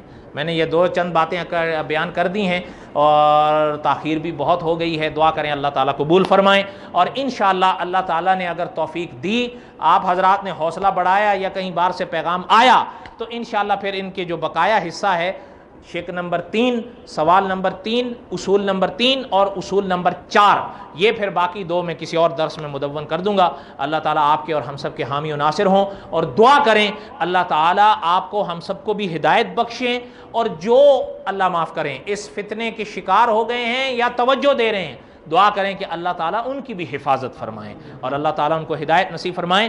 اللہ جانتے ہیں ہم ان لوگوں کے کوئی دشمن نہیں ہیں. ہمارے حضرت چنوٹی صاحب رحمۃ اللہ علیہ فرماتے تھے کہ ہم محسوس کر رہے ہیں, دیکھ رہے ہیں کہ وہ جہاں چلا گیا ہے پیچھے پیچھے اس کے ماننے والے بھی جائیں گے یا نہیں. بات تو ساری اسی پر ختم ہو جائے گی. میں نے تو آپ کو وہ بات سنائی بھی نہیں ہے, کیونکہ اگر آپ اور ہم ان 2 مسئلوں پر بہت بھی تقریر کر لیں تو آخر تان وہیں ٹوٹے گی جہاں مرزے نے توڑی ہے. مرزے کے اوپر تان ٹوٹے گی کہ آیا اس پر کوئی شخص ایمان لایا ہے کہ نہیں. میں آپ کو یہ خالی میں اس کا سنا دیتا ہوں, ساری تو میں نہیں سنا سکتا, لیکن یہ آپ اس کا جملہ سن لیں. یہ تذکرہ ہے ان کا. کیا ہے تذکرہ؟ یہ مرزے پر جو بقول اس کے وہی اترتی تھی نا, وہی میرے حال میں وہی ہے, تو یہ انہوں نے اکٹھی کی ہے, اس کا نام ہے تذکرہ. حضرت چنوٹی صاحب فرماتے تھے بغیر مثال کے ایسے سمجھو یہ ان کا قرآن ہے. کیا؟ ویسے مرزا قادیانی نے اس میں ایک جگہ کہا ہے ما انا الا کل قرآن, میں خود ہی قرآن کی طرح ہوں. ہاں میں مذاق نہیں کر رہا ہوں, اب وقت نہیں میں پڑھ کر آپ کو سناؤں. ما انا الا کل قرآن, ما نہیں الا مگر کل قرآن, قرآن جیسا. کہتا ہے میں ہوں ہاں قرآن جیسا ہی. اب اس میں ذرا سنیے یہ, ہاں تذکرے میں صفحہ نمبر 607 پر ہے. خدا تعالیٰ نے میرے پر ظاہر کیا ہے کہ ہر ایک شخص جس کو میری دعوت پہنچی ہے اور اس نے مجھے قبول نہیں کیا وہ مسلمان نہیں ہے اور خدا کے نزدیک قابل مواخذہ ہے. آپ سمجھ آئی بات؟ اب جو ان 2 مسئلوں کو مانے, اللہ معاف کرے, اجرائے نبوت کا قائل ہو جاتا ہے, وفات مسیح کا قائل ہو جاتا ہے, خدا نہ کرے, لیکن اس پر ایمان نہیں لاتا تو وہ مسلمان تذکرے کے مطابق وہ مسلمان اور اللہ کی گرفت میں مواخذے میں آئے گا وہ. اب آپ بتائیں کہ پھر ہمارے علماء نے جو یہ بات فرمائی کہ پہلے بات اس کی بات پر ہونی چاہیے یا اس کی ذات پر ہونی چاہیے, اجرائے نبوت اور حیات وفات مسیح پر ہونی چاہیے یا مرزے کے کردار پر ہونی چاہیے, ہے یا نہیں؟ اس لیے مولانا علامہ خالد محمود صاحب نے مطالعہ قادیانیت کی 4تھی جلد مستقل لکھ دی ہے, مرزا قادیانی اپنے کردار کے آئینے میں. پڑھتے جائیں مست ہو جائیں گے. معذرت کے ساتھ وما علینا الا البلاغ وصلی اللہ تعالی علی خیر خلقہ محمد وآلہ واصحابہ. الہ العالمین جو کچھ کہا گیا سنا گیا آپ قبول فرمائیں. الہ العالمین کہنے سننے میں جو غلطی کوتاہی ہوئی آپ اپنے کرم سے معاف فرمائیں. الہ العالمین حضور کی امت کو ہدایت نصیب فرمائیں. الہ العالمین امت اجابت ہو, امت دعوت ہو, سب کو ہدایت نصیب فرمائیں. وصلی اللہ تعالی علی خیر خلقہ محمد وآلہ واصحابہ.